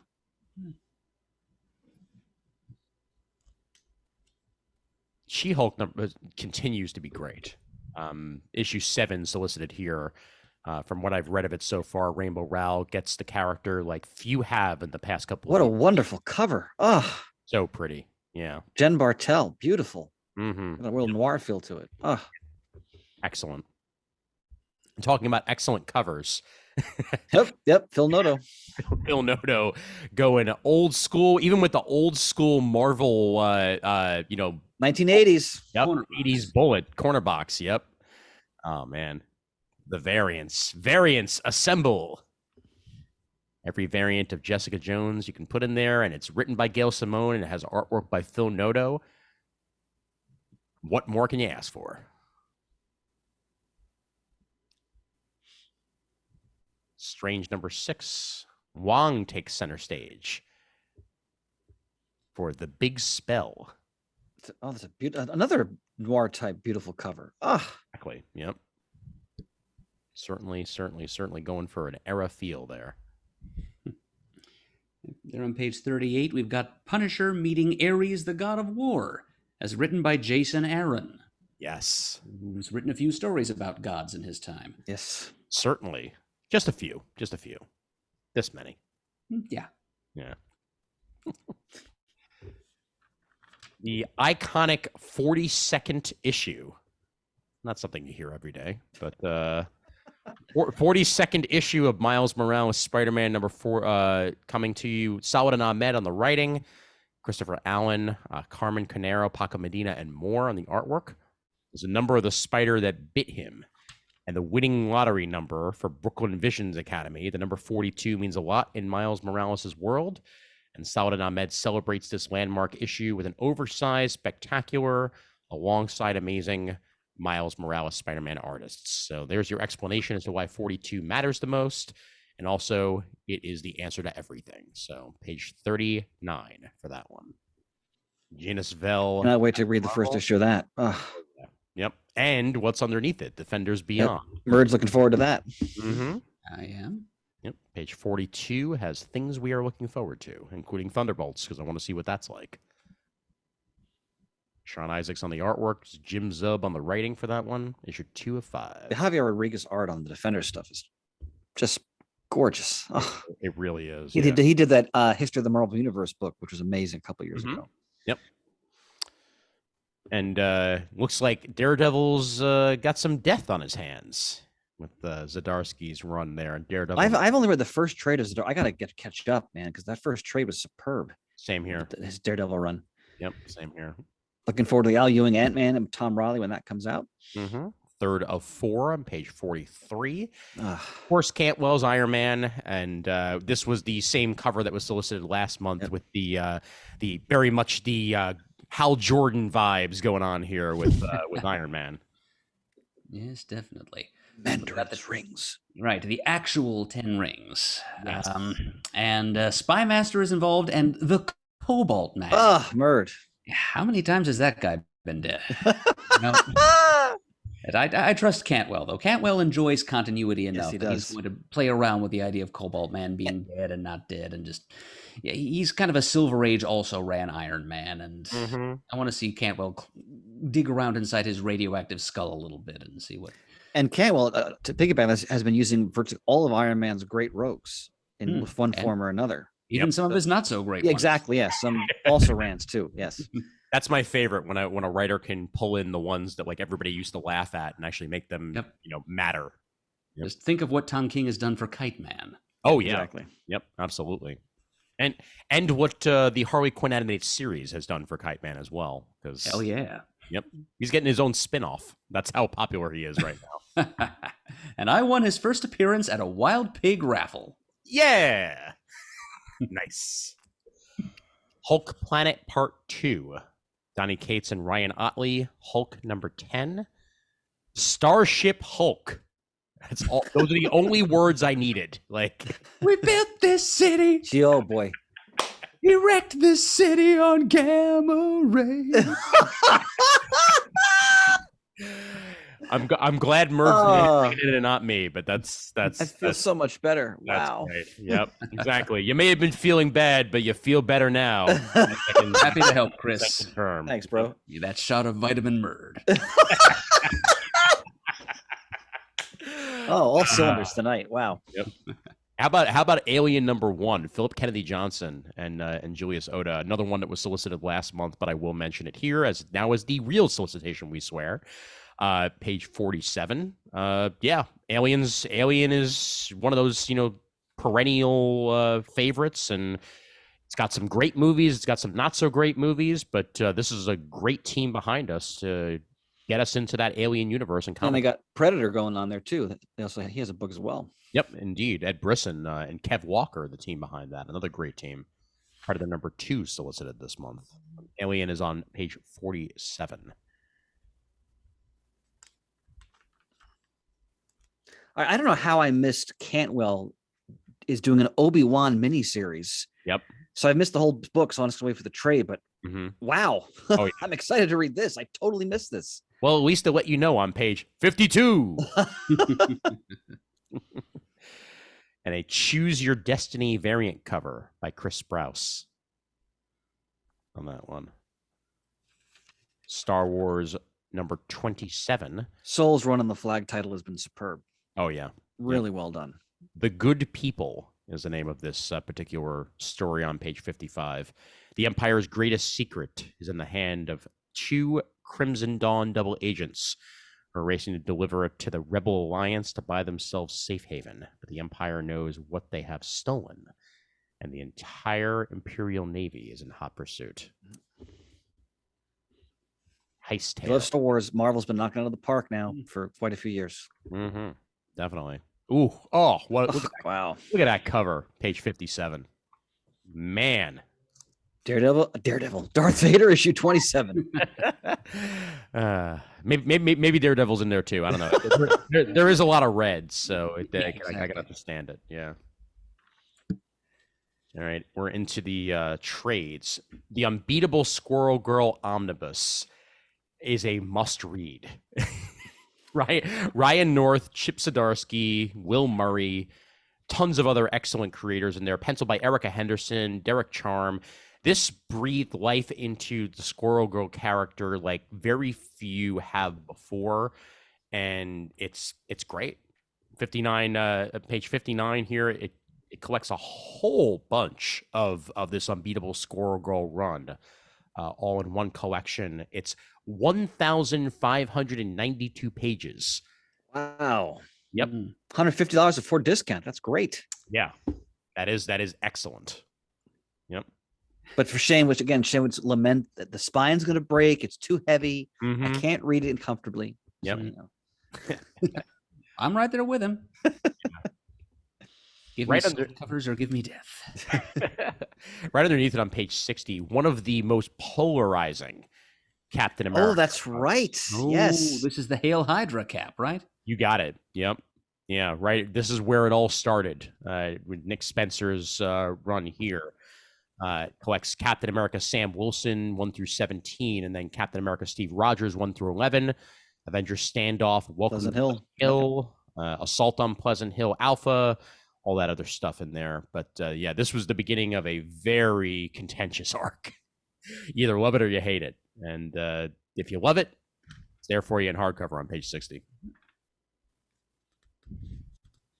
About some Kazar action. Look at those creators: Conway, Yep. Goodwin, Lee, Monk, Buscema, Khan, Russ Heath, Ross Andrew, Tony Dzungia. Oh, great. Page 61 for that. Kazar Volume 3 hardcover of the Marvel Masterworks. Collects 6 through 9 of the original Kazar and material from Savage Tales 5 through 11.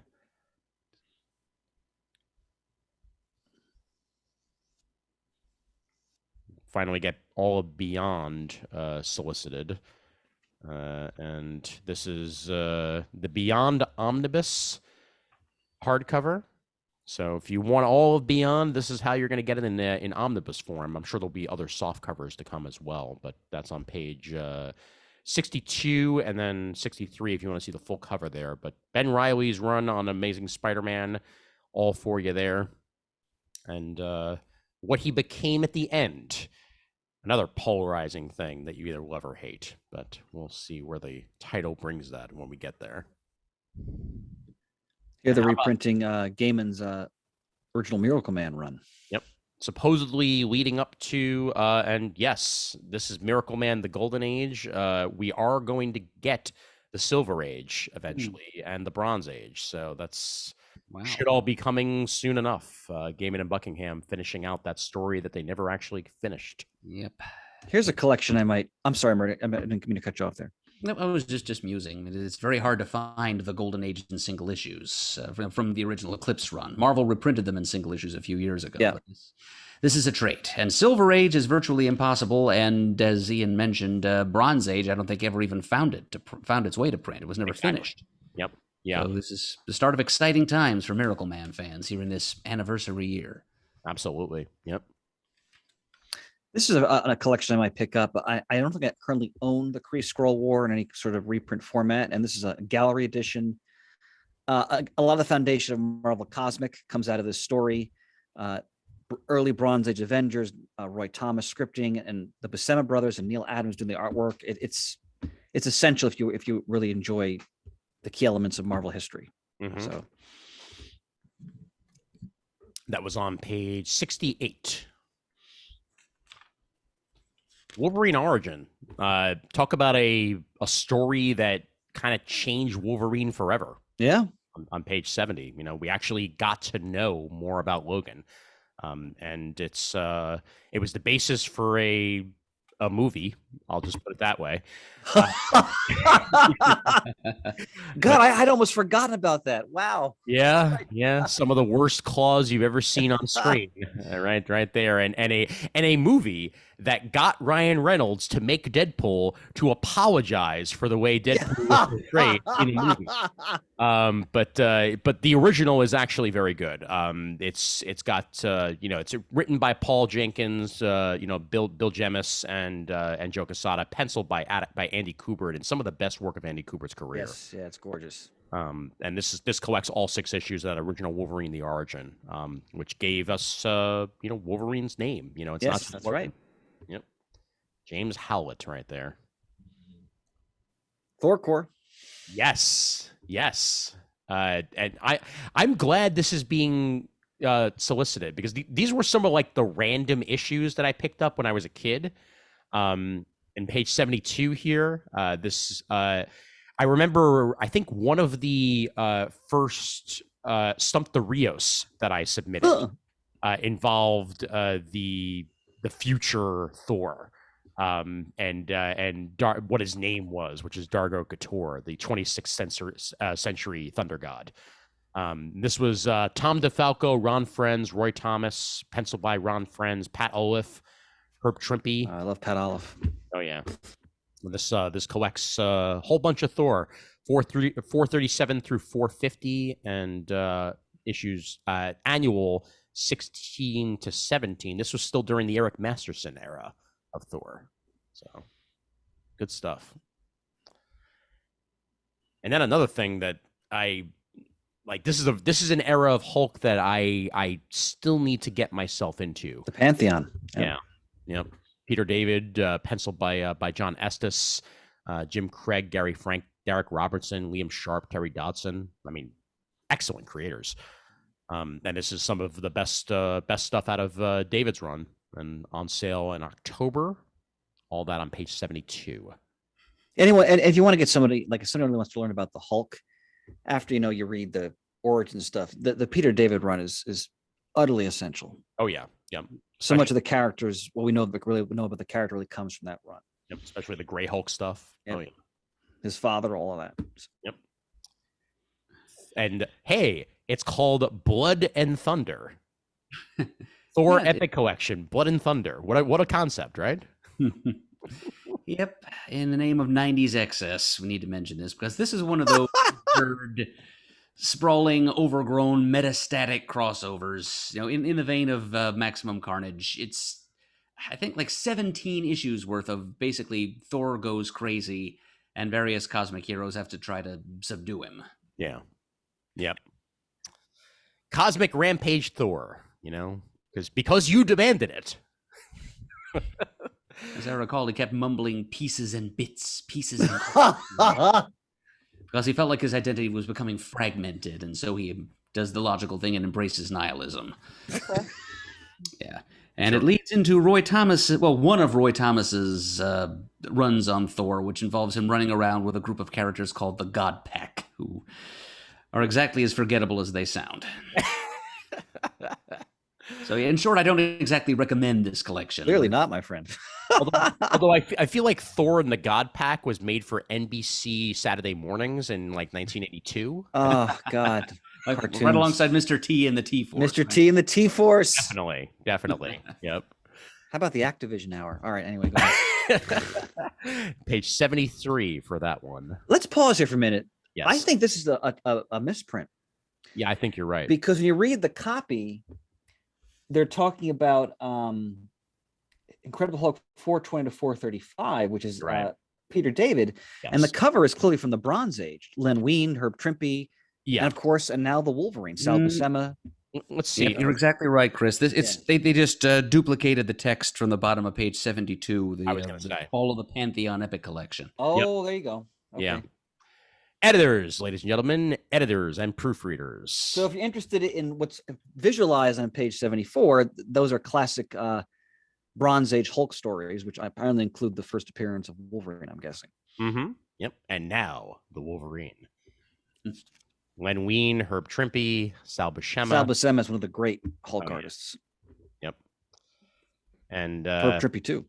Page 75, we get some of the Larry Hama, Jeff Loeb, Joe Kelly, and Chris Golden Deadpool stuff. Mission Improbable. Penciled by Adam Polina, Ed McGuinness, Aaron Lepresti, Shannon Denton, and Bernard Chang. I don't know if they mentioned it here, but I think this may include the issue where Deadpool winds up back in time in a Spider-Man issue. Oh, I remember that. Oh, that was amazing. No pun intended. Wow. Yep, and that's it's rendered in a Silver Age style, but he's still Deadpool. Yeah, it's very funny. It's excellent. Yeah, he's like wondering why Peter's acting the way he's acting in like his 60s persona. It's great. Yeah. Page 75, and then of course, for you, Chris, page 76, Tomb of Dracula, the complete collection, volume 6. One of great finite Marvel series of all time. And it just seeps the Bronze Age in every good way. Mm-hmm. All those turtleneck sweaters. Gene Colan, man. Collecting Tomb of Dracula magazine 1 through 6, Doctor Strange 58 through 62, and material from Bizarre Adventures number 33. So we should know so this is after the actual Tomb of Dracula run is done. This is some of the other stuff that was published. The Doctor Strange stories are excellent. That's when they have to take on Dracula and they try to banish all vampires from the mortal planes. It's a really good story. The Montesi form. Yeah, it's an excellent story. Blades in it and so forth. Yep. Oh, here's a classic, Ian. Yes, indeed. Page 77, for absolutely no reason, Illuminati is being re-released. No reason whatsoever. It's not like they showed up somewhere. Anywho, Brian Michael Bendis and Brian Reed on the writing, and Alex Maleev and Jim Chunk That's on so the beautiful to pencils. look at. It's one of the best. It's honestly one of my favorite things that Bendis ever did for Marvel, outside of his Ultimate Spider-Man stuff and what have you. But this is just it's a well done, complete story. Yeah, it's excellent. Yeah. Collects New Avengers Illuminati #1, and then New Avengers Illuminati 1 through 5 on page 77. A concept that was literally taken from a panel of Avengers comics back in the day. Like I think it was like during like Operation Galactic Storm or something like that. Oh wow, I didn't realize that. Okay. Where all of these characters were together on a page, and that's how Bendis got the idea of well, what if they were actually, the secrets behind the Marvel universe, like we're all within, these characters basically. So very cool. Page 77.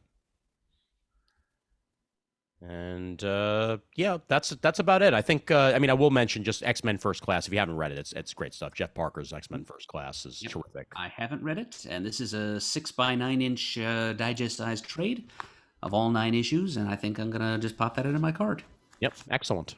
Yeah, if the basis of this pretty much is what became Bendis's teen X-Men. That was a great run. Yeah, like a lot of the like Silver Age rewriting started here, and then was the basis of what eventually became those versions of the characters. So very, very good stuff. And we return to the main book. All right. Anything of note in Ablaze? I'm gonna say no. Okay. Then we move on past Ablaze. You just want to say it. You know what I will mention, page 206, just because of the title alone, and you know how I am when you give me good cover text and you give me a good title. Zombie Makeout Club Volume 1, Death Wish by Peter Richardson.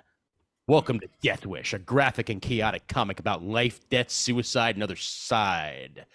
Brought to you by the creators of the Zombie Makeout Club. Would you say the title for me again, please? Zombie Makeout Club. And then I'm sorry, the subtitle. Volume 1, Death Wish. Thank you. Okay. You're welcome. Page 206. Splendid. Yep. As usual, just in time for Halloween. And the Nightcrawlers, Volume 1. This looks like it's straight out of like R.L. Stine era Goosebumps. When things go bump in the night, they bump back. You think aliens replaced your teachers or your neighbors might be a vampire? Then there's only one group to call for help, the Nightcrawlers.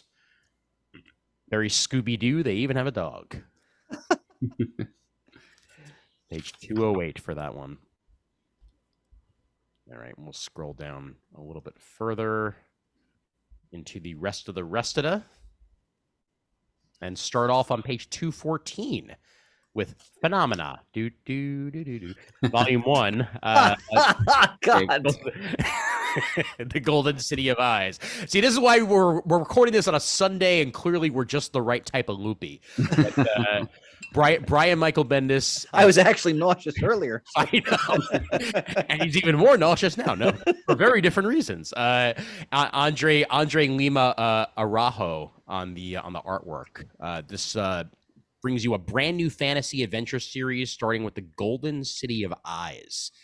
Phenomena is the story of a young boy named Bolden and his warrior friend Spike, survivors of a phenomena that took over Earth years ago. Not an apocalypse, something far more interesting. And I'm certainly interested. This sounds like a very cool concept, and it's Bendis stuff out of Abrams Comics art on page 214. Bendis branching out even further. You get a much larger cover text on the next page, and very striking image. Yes. Also would fit right into the 80s, actually. Aconite, Marvel Untold, Sisters of Sorcery. This is a novel, but Marcella Rockwell. Or Umar, I'm sorry. Yeah. Umar the Unrelenting craves the power cosmic to expand her realm into new dimensions. And I love Clea is Clay. involved with this and a whole bunch of others. So if you're looking for a good Marvel novel, here's more for you on page. Murd, I always forget. Is it Umar or Umar? I would say Umar. Okay. Yeah, it looks like her daughter Clea is teaming up with Margalie Zardos, the stepmother of or foster mother of Nightcrawler, and Agatha Harkness, mentor of Wanda Maximoff, and I can't tell who the third one is. But they're sisters of sorcery. Nice. Kind of looks a little bit like Gamora, but I doubt it. All right, good stuff. And of course, Parker Girls. I can't wait to read that. There for all you Terry Moore fans on 216. Scroll down a little bit further into Hell is a Squared Circle. Great cover. Great title. Great title, great cover on page 220. Chris Condon and Francesco Biagini. Is wrestling noir a genre? It is now. Now that is flavor text right there. Yes. You know, that is how you describe your book. Ted the Irish Muska Walsh, great name for a wrestler, the third tier wrestling heel with a problem himself. He's behind on rent, child support, and his career, but he thinks he can change things. As he attempts to take control of his life, his actions leave him with blood on his hands. Ted finds himself on the run from the authorities in the darkness of his past. As Ted tries to escape his former self and build a new, better future, his mistakes come back to haunt him. In the Ring and Out. This is a 48-page prestige format one shock from Chris Condon and Francesco Biagini. I'm buying this. This I am too. Awesome. Yeah, we'll talk about it. Yep. Page 220 for that one. They also have to buy it for a Francavilla variant cover. Oh yeah. Yep. Great. All right. Scroll down a little bit more. Let's get to. Don't think there's anything really calling my eye in this particular month for Aftershock outside of that. Although I will mention Cullen Bunn's Shock Value trade paperback is coming out. So collecting 3 popular prestige format one-shots for the very first time. All together in one collection here for only $19.99, 136 pages. Full color action there. Cullen Bunn, Mark Sable, and Frank Thierry on the writing on page 231. And Stuart Moore gives us Highball out of Ahoy on 234. Battlestar Galactica meets the Hitchhiker's Guide for a game of darts, overshots. Meets Space Pilot. Highball, the best shot in the galaxy, except for one problem. He can only hit the target when he's dead drunk. So the complete opposite of what you would think with that one. In this outrageous first issue, he faces off against fierce but alluring bird warrior, a disturbingly racist AI, a crypto-obsessed fellow pilot, maddening bureaucracy of the Space Corps, and of course, his own shameful inadequacies. All right, I'm in. Yeah, me too. Yep. Yeah, Stuart Moore is a great creator, and this looks terrific. I'm just now enjoying his Firestorm run. He's got the goods. Nice.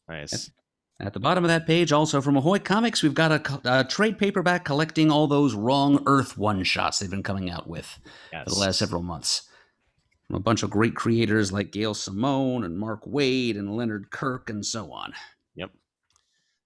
And as we're recording this, we're only a few days away from it, so happy 50th, Mr. Jamal Igle.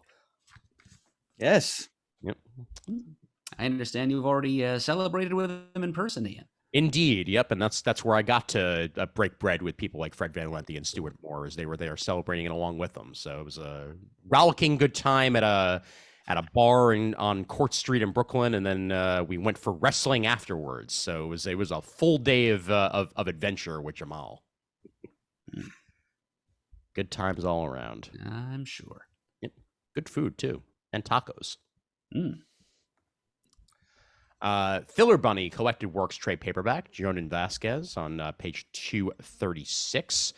any of you who are fans of Jonan and his many works over the years, this is the collected edition of Filler Bunny, an essential item according to previews, and I would agree because Jordan Vasquez created Invader Zim, and I love me some Zim.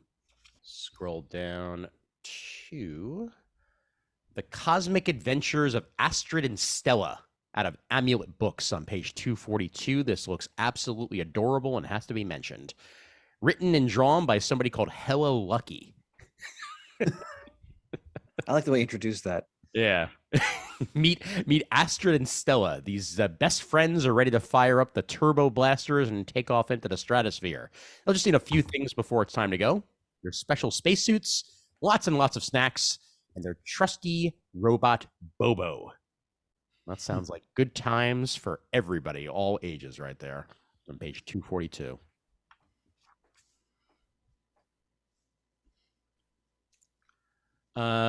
Page 243.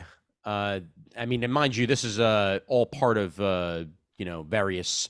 There was one for 2020 to 2021 as well, but this is the Access Guide to the Black Comic Book Community, 2021 to 22. Cover art by Jamal Igle by pure coincidence there. George Carmona and Various are the writer and artist behind it. It's the premier directory of Black comic books, their creators, the support systems that sell and promote them, and the spaces that bring the fans together is back, now in full color.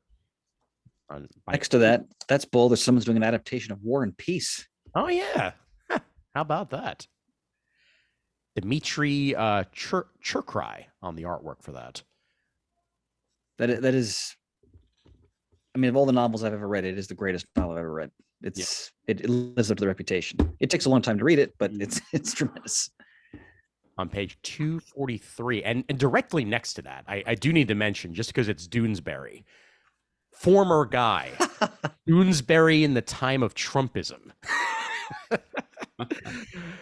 Doonesbury continues to be one of the continually relevant strips, and this is a full collection of much more recent stuff that JB Trudeau has been doing, including the COVID epidemic, presidential campaign of 2020, and many more. And January 6th. Indeed. Yep. So if you want something parodying things that are very hard to think of at times, that's what you're there for on page 243. Let's scroll down a little bit further here to Weirder Mysteries. Great cover. Indeed.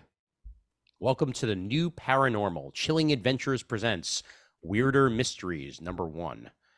On September 21st. So it's the Archie gang in space? Looks like. No, just kind of solving or investigating paranormal mysteries Gotcha. around Riverdale. There used to be an animated series called Archie's Weird Mysteries. Oh, okay, got it. When was that out, Murd? Right around the beginning of the 2000s. Okay. Like right around the turn of the millennium. Got it. Yeah, and this is Frank Thierry involved on this, as well as Joanne Starrer and Ron Robbins. Art by Federico Sabatini, Juan Babio, and Ryan Jampol or Hampol, depending on how you pronounce it, and Adam Gorham on the cover as well. On sale just in time for Halloween on page 247. And then Sabrina on the very next page, 248. Anniversary Spectacular. Archie is putting out an encyclopedia, I guess, to celebrate 80 years of Archie. Okay. That's on page 249. It's a 304-page full-color reference work. Mm-hmm. Only $20. Yep. And then a little bit early, a very Archie Christmas directly underneath it. Right. Move forward a little bit further into the catalog. Let's go down to Forest Hills Bootleg Society, page 254. Dave Baker on the writing and Nicole Go on the artwork. When Brooke, Kelly, Maggie, and Melissa buy a bootleg anime DVD at a gas station, right, they have me already, they get much more than they bargained for with Super Love XL, a risque movie featuring, among other things, a giant mecha who shoots lasers out of her chest. So clearly it's heavy metal. The four girls are horrified and maybe a little fascinated. It's so unlike anything they've seen, would probably shock everyone else in their town and definitely would take over their extremely conservative Christian school. That's when they have the idea to sell copies to local boys for $20 a pop. What could go wrong? But as the market for mildly titillating anime DVDs grows, the girls realize they'll need new material. On top of figuring out how to replicate their first success, there's growing tension within the group. Will the four girls' shared histories be strong enough to see them through this upheaval, or will they learn that some things can only end in heartbreak? This sounds terrific. Very interesting and believable premise. Yes, definitely. Both softcover and hardcover available from Anthenium Books for Young Readers on page 254. So softcover cover price of $13, hardcover for $22. Avatar being Avatar. Let's move past that. Nothing changes on that front. Suzanne, Jazz Age Goddess of Tennis. That sounds like an anime, but it's not. By Tom Humbersome. One of the greatest tennis players the world has ever seen was a woman few even remember. A championship player by the age of 15 in a Europe overshadowed by impending war, Suzanne Lenguen broke records for ticket sales and match-winning streaks, scandalized and entranced the public with her playing outfits, and became a pioneer, making friends and enemies throughout restrictive tennis society in the trailblazing Jazz Age. This is pretty cool. This on page 263 out of Avery Hill Publishing. Any fans of tennis will want to check that one out for sure.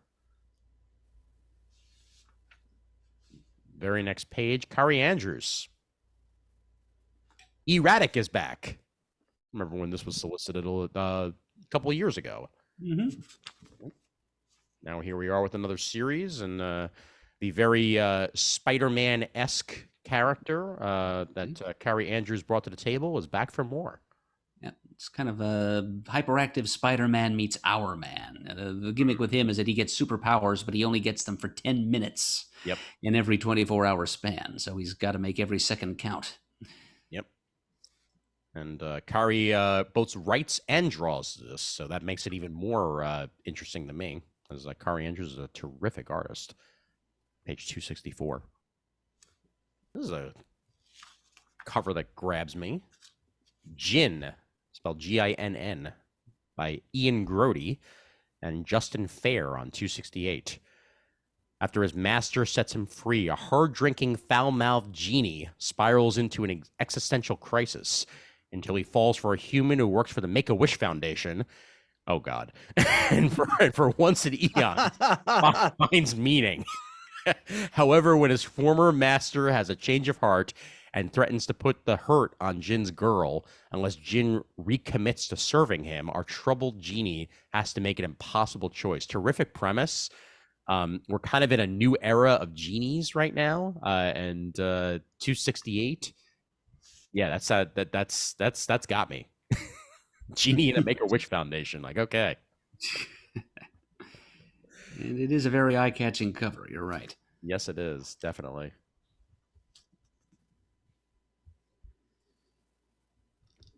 And talk about Archie-esque binge books, Super Suckers, number 2. Very, very Archie. On page 270. Spotlight on Sergeant Werewolf, number 1. Talk about your howling commandos, or creature commandos. Oh, jeez. Boom, boom, boom, boom, boom. Knocked it out of the park. He did again. Terrific. Vitamin Murd. It's just... Yes. Ask your doctor. Page Don't take without prescription. Side effects may include sideburns. Oh, who are we kidding? They'll definitely include sideburn. Oh, yeah, absolutely. Page 271. Sergeant Steve Havater leads a small group of U.S. commandos to infiltrate Liechtenstein Castle in Germany and discover intel on Nazi occult operations. The commandos are captured and Sergeant Havater is executed. Hours later, Sergeant Havada is transformed into a werewolf and uncovers a much more sinister plot at Castle Liechtenstein. The Nazis are trying to evoke the Norse god of thunder, Thor, to aid them in their war efforts. All right, yeah, this is just too crazy. Once again, happy Halloween. Yep. It's like Roy Thomas's Avengers and the Creature Commandos from DC just thrown together into the kiln, and this is what comes out. Yep, definitely. Speaking of Norse, by the way, very next page, We Don't Kill Spiders, Volume 1, Joseph Schmalke. Like say Schmalke. In the early Viking Age, a faithless Norseman detective is summoned to a Scandinavian hamlet where a series of murders have occurred. Discovering the dark and bloody history of the village, he investigates the local outcast, a necromantic witch who brings his atheistic values into question. Determined to prevent further homicides, the two band together to discover the identity of a serial killer. So, Norse noir, perhaps? Sounds like it. Yeah. Reminds me a little of that Peter Milligan thing that came out with Valiant a couple of years ago, like a detective in ancient... Oh, Britannia. Mm-hmm. Yes. That was wonderful, yes. Yep, definitely. Okay. Good callback, Murd. Yeah, Britannia was very good. Indeed. Yep. Oh, that's something worthy of note. Yep. Back on page 280 there, featured item, Health and Wealth, a graphic guide to the U.S. healthcare system. Oh, nice. Yep, this was put out under the auspices of the Center for Cartoon Studies, written by James Strum and Casimir Lee, art by Casimir Lee, and it takes the entire convoluted... labyrinthine. Yes, American healthcare system, and breaks it down to busy world of Richard Scarry's simplicity. Okay. Yep, it's This is a real public service here. It is. Yeah. 32 pages, sold in bundles of 25, it says. No price quoted, though. Okay. Well, if I think back to my retail days, that means it's probably not going to be very expensive for the consumer. I also wouldn't be surprised if this is sitting in certain doctors' offices not too far from now. Yep. Depends on how doctors come across it. I don't know. Very true. I'll also point out on that same page 280, some of the homage covers of or homage Saga of a Doomed Universe that Scott Reed is putting out. Like, man, he's going to full gambit on this one. That 80s Marvel wraparound border cover is wonderful. Oh yeah, definitely. The Watchmen style one. We've got he's going all over the place here. DC Who's Who. Yep. Based on issue number 2 with the two Batmen giving each other the hairy eyeball. And then the Marvel handbook cover there too. Yep, definitely. Page 280 for that. All of that again. Besties and Find Their Groove graphic novel out of Clarion. Always put out good stuff. Kayla Miller and Jeffrey Canino, art by Christina Liu. A fun and fresh spin-off of the New York Times best-selling Click graphic novels.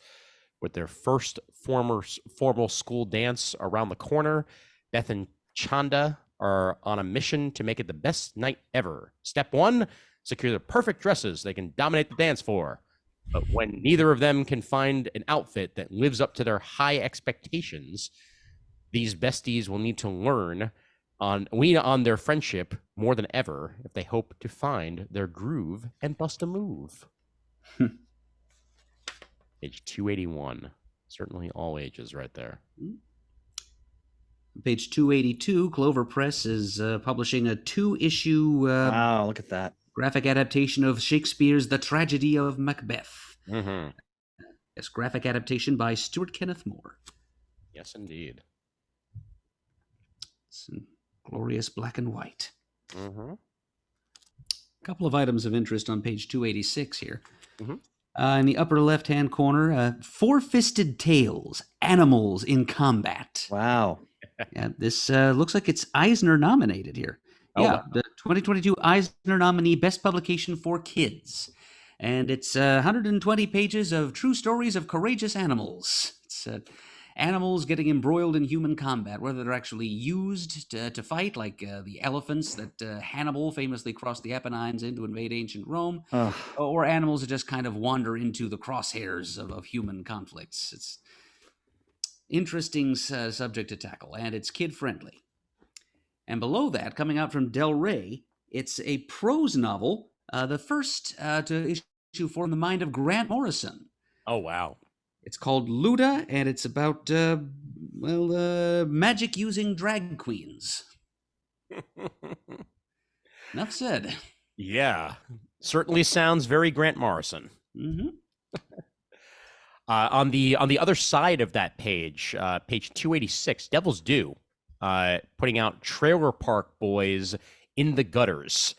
The Trailer Park Boys are back with an all-new anthology comic book.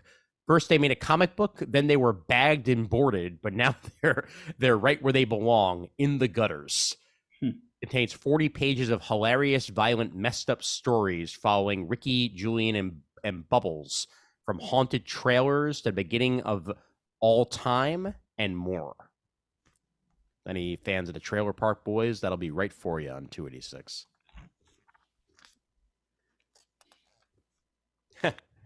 007 Magazine and Archive.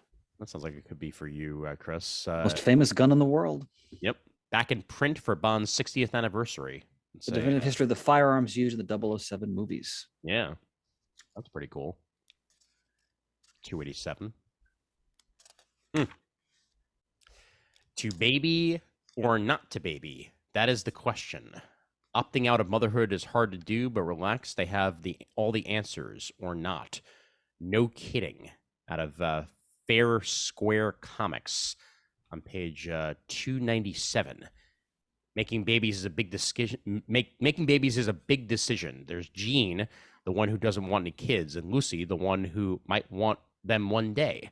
But is their mind set up for real, or is it just society torturing them with guilt playing tricks on them? This is No Kidding, a real book about real women making real choices with big chunks of humor in it.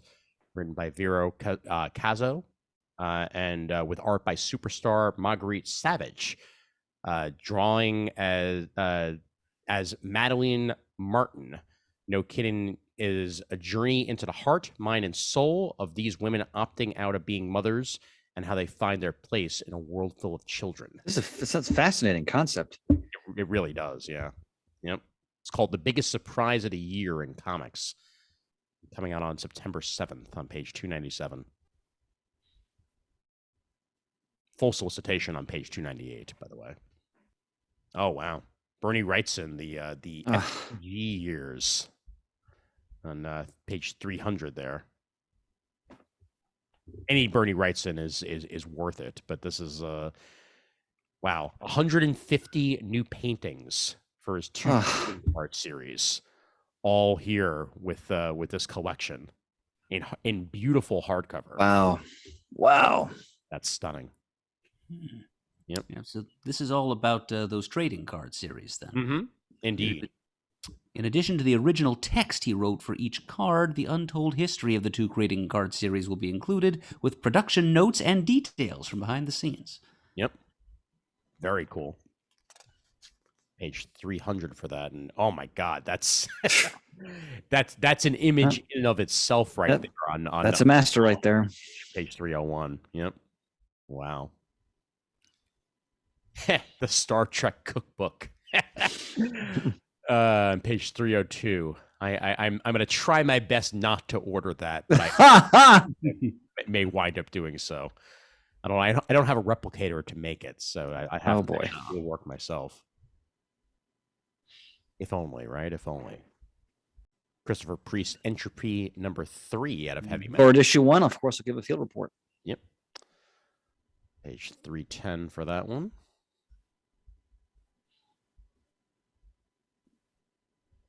Young Agatha Christie on page 312. Hilarious adventures of the acclaimed mystery writer Agatha Christie as a child, a curious little girl who treats the everyday world as one big crime scene. That sounds adorable. and possibly a little bit bloody, but I mean, probably not. William Ogle is the writer artist behind this for ages 8 and up, so definitely not bloody, but great for reluctant readers. It's called, and great for fans of comic strips like Calvin and Hobbes. Good pedigree right there. Oh yeah, the artwork on 313. Oh right? yeah, look at that. Yep. It looks like another message.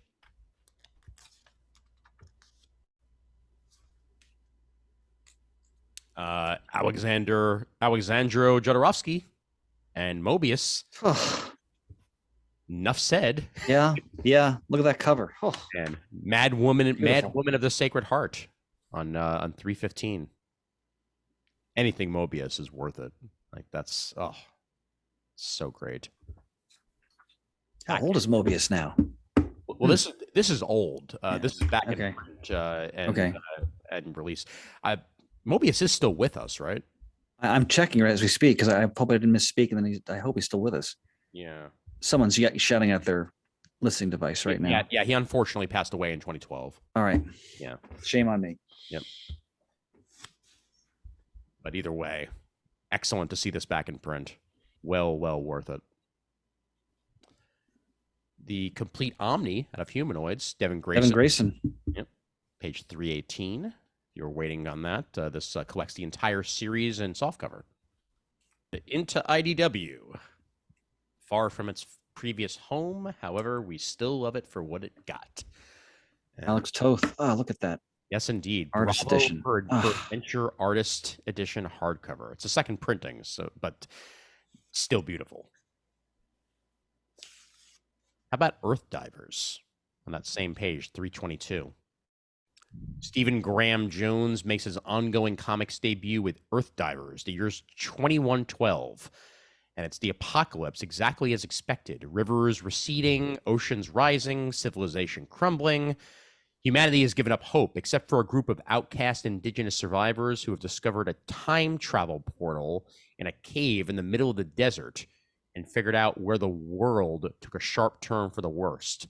America. No, that can't be possible.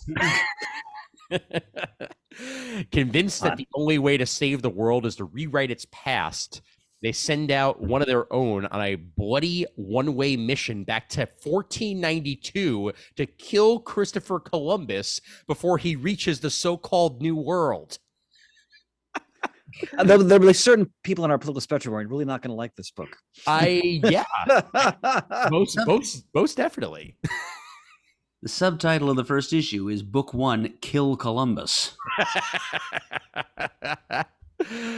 Oh man. This could be worth paying attention to. I think It could be great or it could be really bad. Agreed. Yeah. It's just that far-fetched where it could literally go either way. Yeah. Depends how they approach it, but meanwhile, Crashing on the other side of that page looks actually really cool. Matthew Klein on writing, Morgan Beam on the artwork. Rose Osler is a specialist. Her focus, patients with powers at a hospital with a no-powered patients policy. When a battle between Boston's protectors and destroyers erupt, Rose is trapped between saving the city's beloved hero by day and greatest villain at night. Except Rose could become a casualty when she's forced to risk her recovery. Interesting concept. Once again, all there on 322. The Rise of Serpentor. Yes. Larry Hama, Michael Golden, and various. Man. So these are reprints from Marvel G.I. Joe stories. Yep. Wow. Yep. All back from April 1986 to November 1986. Plus some other stuff in there from Secret Missions. From Serpentor was far more interesting in the comic than he was in the cartoon. Yes. And right underneath that, speaking of the cartoon, Eric Burnham's G.I. Joe Real American Hero Saturday Morning Adventures collected in trade paperback. And we are planning Shannon was talking about, we're planning a 40th anniversary G.I. Joe episode at some point. Mm-hmm. Absolutely. Rick and Morty versus Dungeons and Dragons: The Complete Adventure on 324. Patrick Rothfuss and Jim Zub behind that. Been meaning to read that, and oh hey, it's there in trade paperback, so I guess I'm gonna. Star Trek number 400. 400. Wow. Chris Iliopoulos behind the Yes. writing of that one. Excellent. Wow. J.K. Woodward cover. 400th issue of Star Trek comics. That is something to celebrate right there. I'm assuming that then that must include the gold key books, I guess. Right, Murd? When you say it says celebrate IDW's 400th issue of Star Trek. Oh, comics. wow. Huh. It feels a little hard to believe, but it seems that's the claim they're making. And it's just the 400th one that they've published. Yeah. Wow. That's something else. Whew. All right. Well, Mazel Tov. That's an achievement. And right underneath that, we got some really good Star Trek stuff coming out this month. For one thing, Star Trek Lower Decks #1. Love the Star Trek Lower Decks series, and it's coming back in August. Ryan North is writing this one with Chris Finoglio on the artwork. So these are going to be side stories in the Lower Decks universe, and I'm in. Yeah, sounds like a great idea. And then right underneath it, Star Trek: The Mirror War Troy #1. For a Troy spinoff of what she's like in the Mirror Universe on 325. She's not pleasant. No. Oh wow, Todd McFarlane's Spider-Man Artist Edition. That is some pretty stuff right there on 326. And the Turtles are getting the Saturday Morning Adventures treatment by Eric Burnham. So that I'm in for, because that is absolutely what I grew up on. And Eric Burnham and Tim Laddie putting together some old school Ninja Turtles Saturday Morning Adventures action on 326. No cover for that one yet, but it'll come. It'll come. Moving past IDW.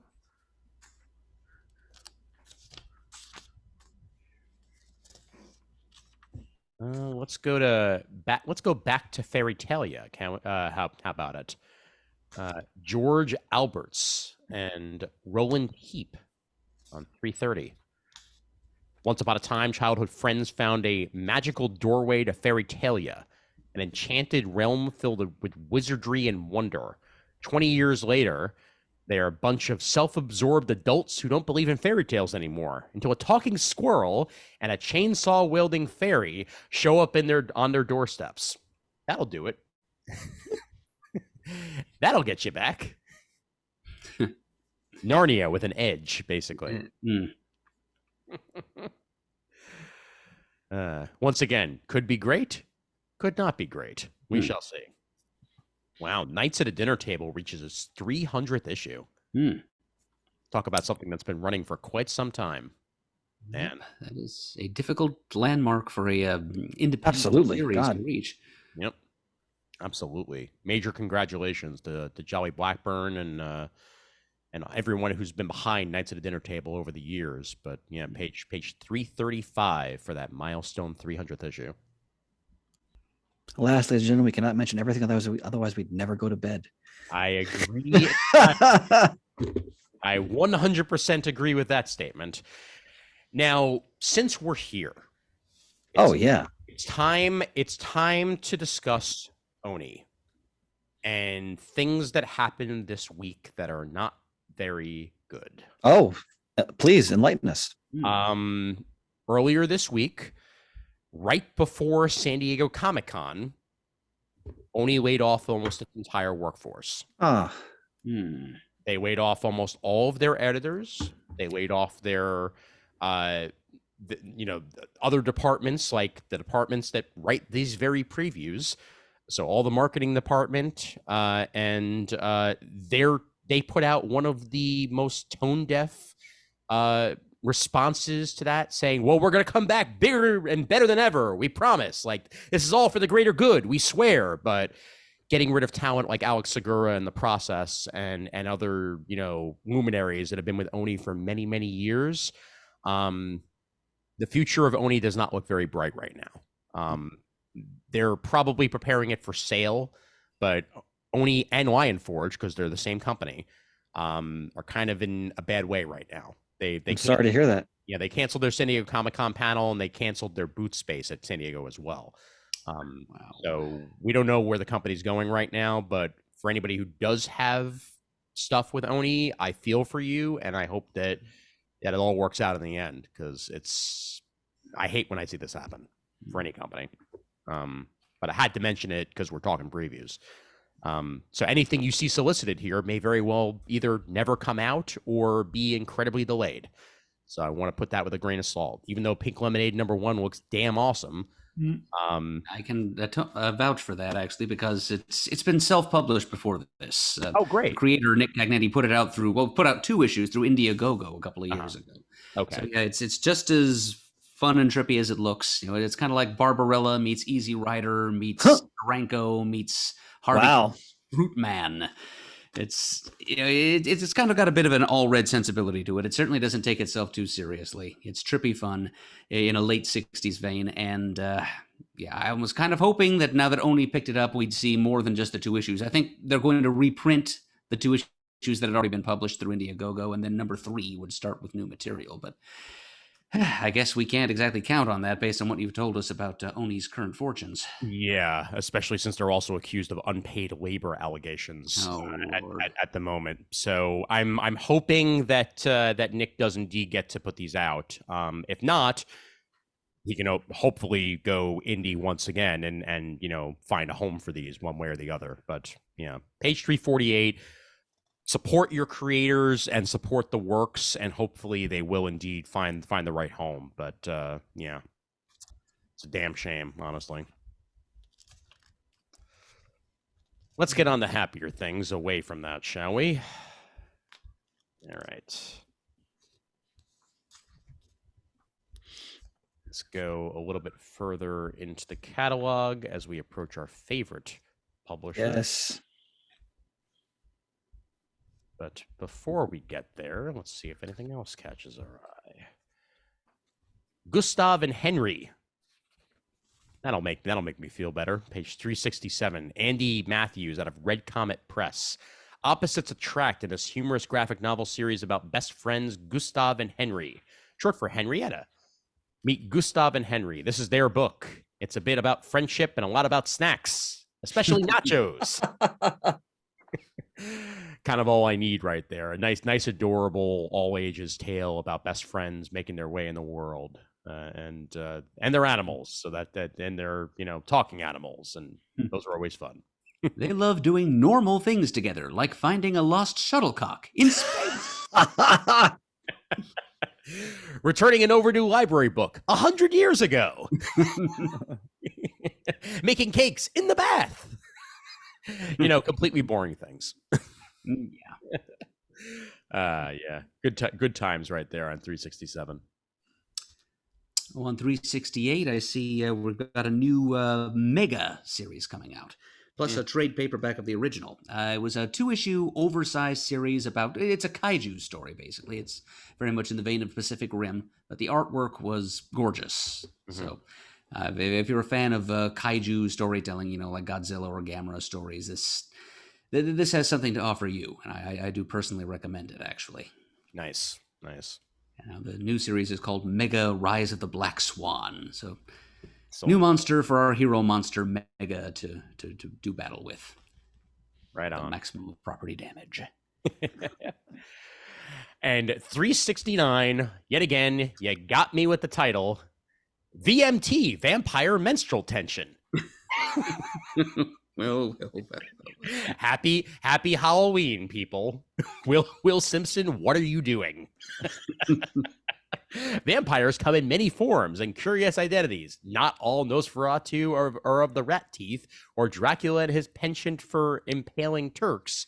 But one thing's for sure, they aren't meant to sparkle or be teenage friendly, even if the young do taste like chicken.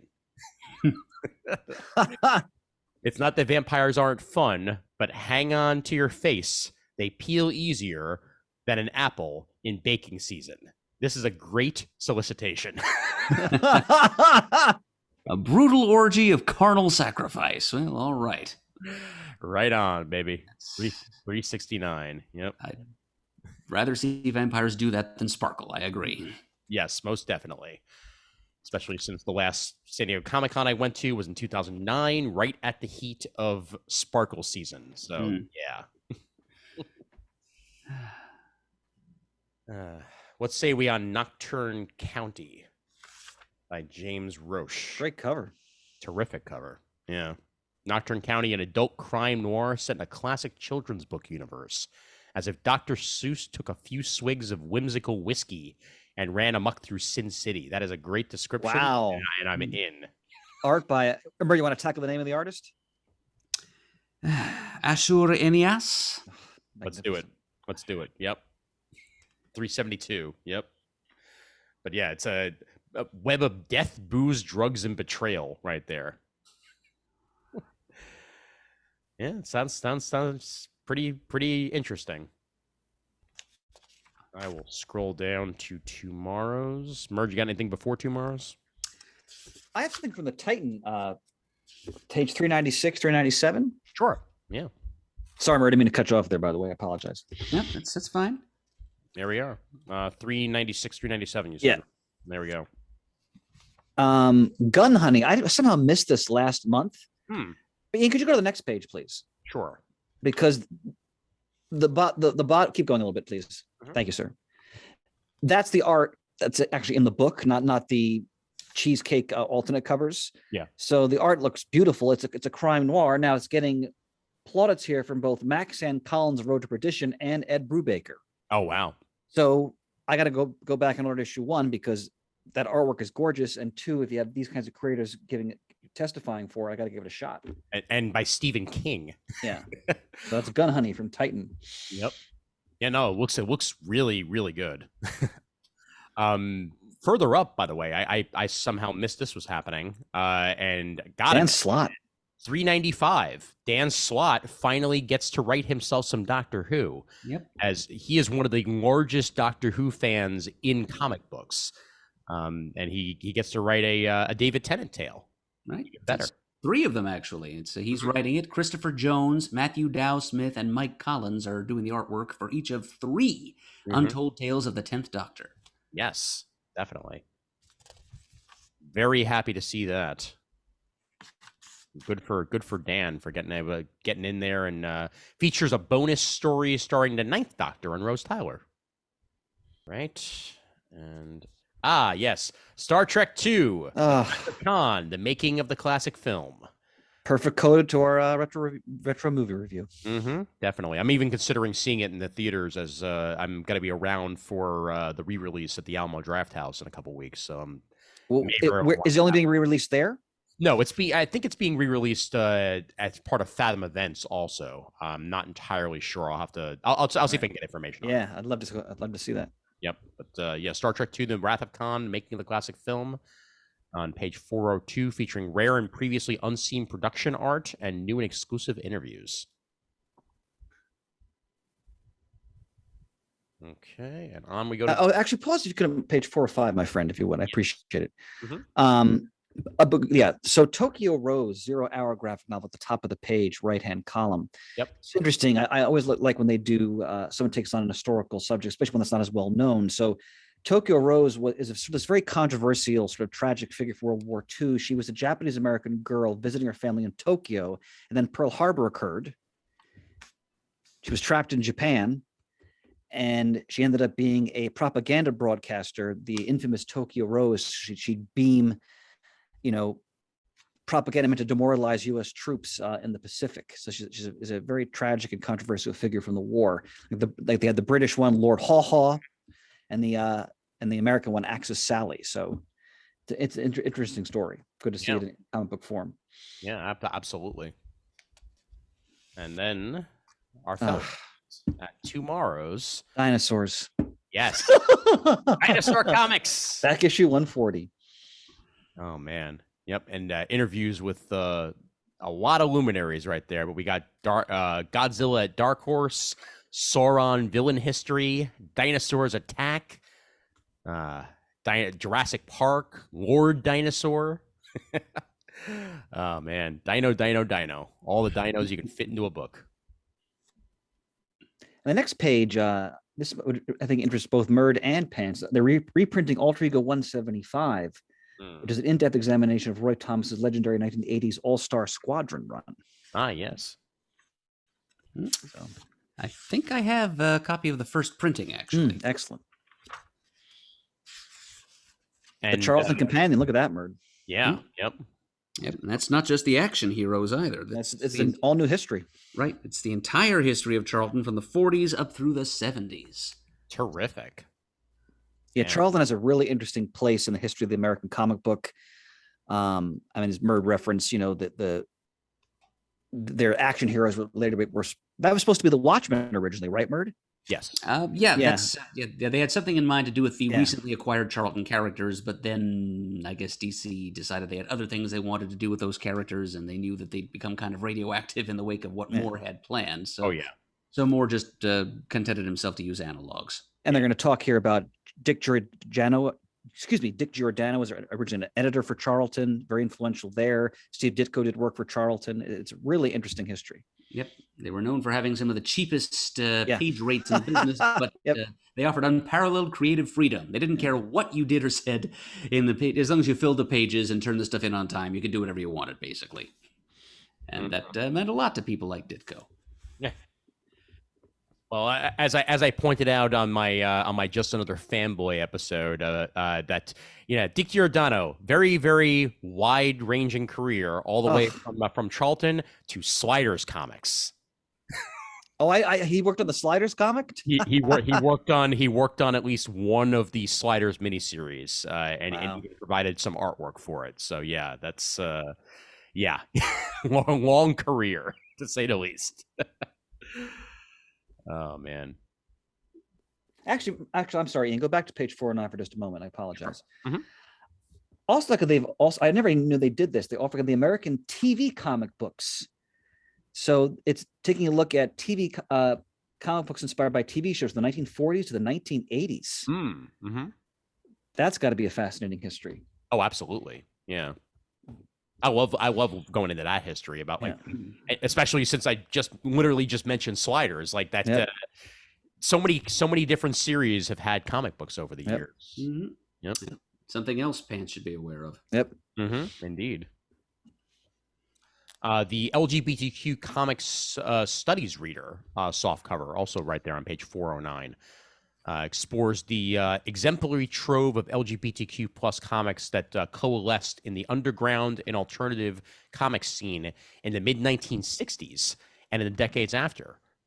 Through insightful essays and interviews with leading comics figures, volume contributors illuminate the critical opportunities, current interactions, and future directions of these comics.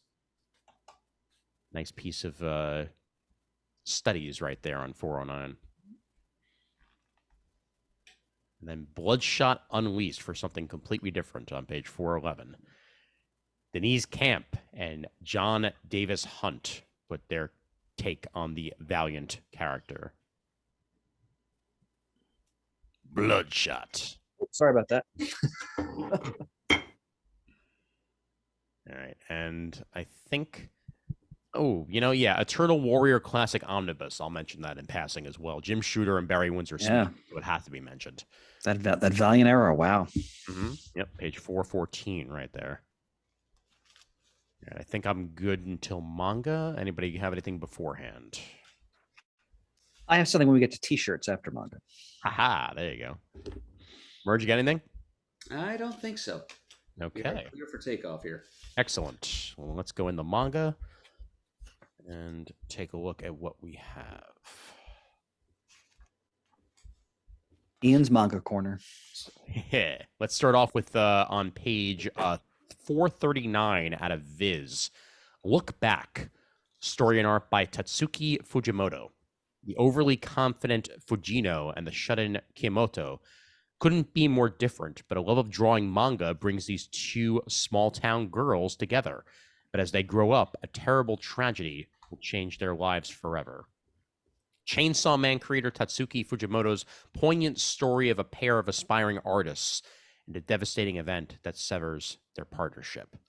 On page 439, I adore manga like this that go into the creative process and then add in story on top of it.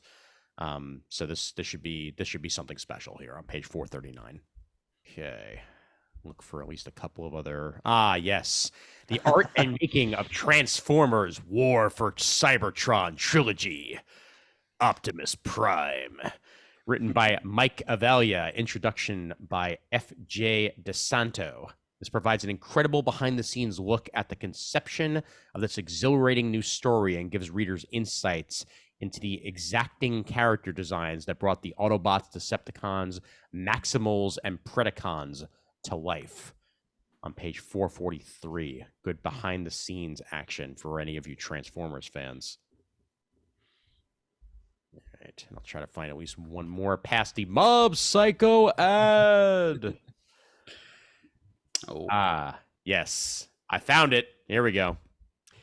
She loves to cook and she loves to eat. Volume 1 by Sakaomi Yuzaki. Cooking is how Namoto de-stresses, but one day she finds herself making way more than she can eat by herself. And so she invites her neighbor Kasuga, who also lives alone. What will come out of this impromptu dinner invitation? On page 447. And I'll end it here on 448. So what's wrong with getting reborn as a goblin? Nozuna Miki and artist Tsukasa Araki. Office worker Ariki Yamagi's altruistic nature usually gets him the short end of the stick. When he dies after saving a kid from oncoming traffic, he reincarnates in another world as a goblin? Normally, goblins only live for 7 days, but Akira's newfound powers let him defy the species' normal lifespan and are the key to his path to becoming the strongest goblin ever. Sure, let's go with that. Manga, baby, manga. I think that's where I will end that until we get to t-shirts. Yes, please go to page 481. I will do that right now. Thanks, honey. All right. Oh, yeah, there you go. Go back. 481. Okay, let's see. There we go. Before that, we go 480. No, you actually, yeah. Oh my god. There you go. Yes. So bottom right-hand corner. Yep. Not only is it MODOK's face in sharp relief frame, not only is it a Kirby MODOK, yep, but it's on a yellow t-shirt. Oh, yes. Yep. Yeah. It could kind of double as an Arnim Zola t-shirt. You think about it. Yeah, you're right. Got a face in the middle of your chest. Wow, that is one of the finest t-shirts I've seen in this catalog in quite some time. Oh my god, it's so good. So good. I am so happy that exists. That's all I wanted to point out. Please, I'm glad you did. Yep. Somebody mail one to Patton Oswalt immediately. Yes, definitely. Anything in the toys, Murd? Yeah, there were a couple of things. Okay. Let's see. Page 26, back in the swag section, there's a couple of Disney statuettes for fans of that underappreciated era Disney in the 70s. We got the villain from The Rescuers there, and Peter Pan and Wendy from the 50s. Yeah, Robin Hood made Marion one. Fabulous. Yep, and yes, Disney's Robin Hood, which I know was a favorite of both Shane's and mine. And me too. Yep. And let's see, I folded in the corner of yet one more page here. Yeah, on page 40, we've got Stranger Things vinyl figures. Yes. Which, they're kind of cartoony designs. They almost look like Mad Magazine caricatures. Oh, wow, those are fabulous. Cool, yeah. Wow. They like the faces are perfect. Yeah, they really are. Wow. Poor like Will. $50 a piece. Yeah. Poor Will and that poor haircut. But it's a perfect period haircut. Yeah. Oh yeah. It is very 80s. I know. I had a crap haircut just like that like when I was like 5 in '89. So the tail end of it, Levinstein. All right, and I think that's officially Bolt Shot. Yes. Oh man. Wow. Talk about a previews, bumps and all, man. We got this. Wonderful. Job well done, gentlemen, and job well done, you, the listeners, and everybody who supports us over at patreon.com/comicgeekspeak. We thank you so much for that continued support any way you bring it. And since my previous call, you will find at least one voicemail has already been left with us at the Comic Geek Speak voicemail. So you have two ways of doing that. You can either send us a audio message, which is the way that this one was done, at comicgeekspeak@gmail.com, and just let us know that it's an audio message, and we will be playing the next one on our next Comic Talk. But you also have the voicemail line at 267-702-6642. And if you want to get on the show and be a part of it in vocal form, that is the easiest way to do it. So thank you guys very, very much. Yes, indeed. Thank you, Chris, for sticking with us. Oh, I feel better and better, gentlemen. Excellent. Nominate you for the Purple Heart. As always, gentlemen, your comradeship is a tonic for the spirit. Thank you, and thank you, Murd, for being just as corny as I was today. Well, Murd was on fire this episode. Oh my god! Wow. Gotta take this act on the road yet. Yep. Like I said, Sundays got to be something special about Sundays. That's Vitamin Murd, baby. Come on. Vitamin Murd. Side effects. Okay, all right. Anyway, let's head over to you, Murd, and the Shane seat is yours. Mm-hmm. I'm placing my buttocks carefully in the cushion in the middle of the Shane seat right now. If you'd like to send us an email, the address is comicgeekspeak@gmail.com. If you'd rather leave a voicemail, as Ian just told you, you can either make a sound file and email it to that address, or you can call 267-702-6642 and speak directly into the phone. You can like us on Facebook, where you can also join our Comic Geek Speak super group to talk back about this and various other episodes of the show, and just start conversation threads about various geeky things at your discretion. You can also go over to thecomicforums.vanillacommunity.com, our original forum, where you can do much the same thing. You can follow us on Twitter, where our handle is @ComicGeekSpeak. You can go to youtube.com/ComicGeekSpeak to see the video versions of all of our recent episodes, including this one. It's very handy for following along the previews catalog with us, if you can see the images that Ian so meticulously posts on the screen for your viewing pleasure.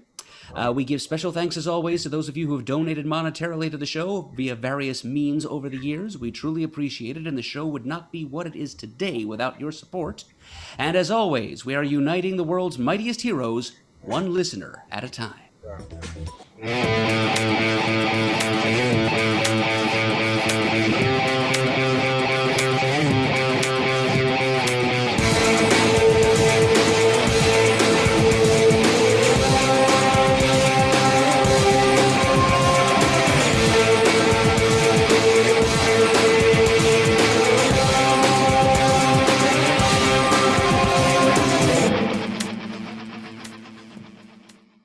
Ask your doctor if Murd is right for you.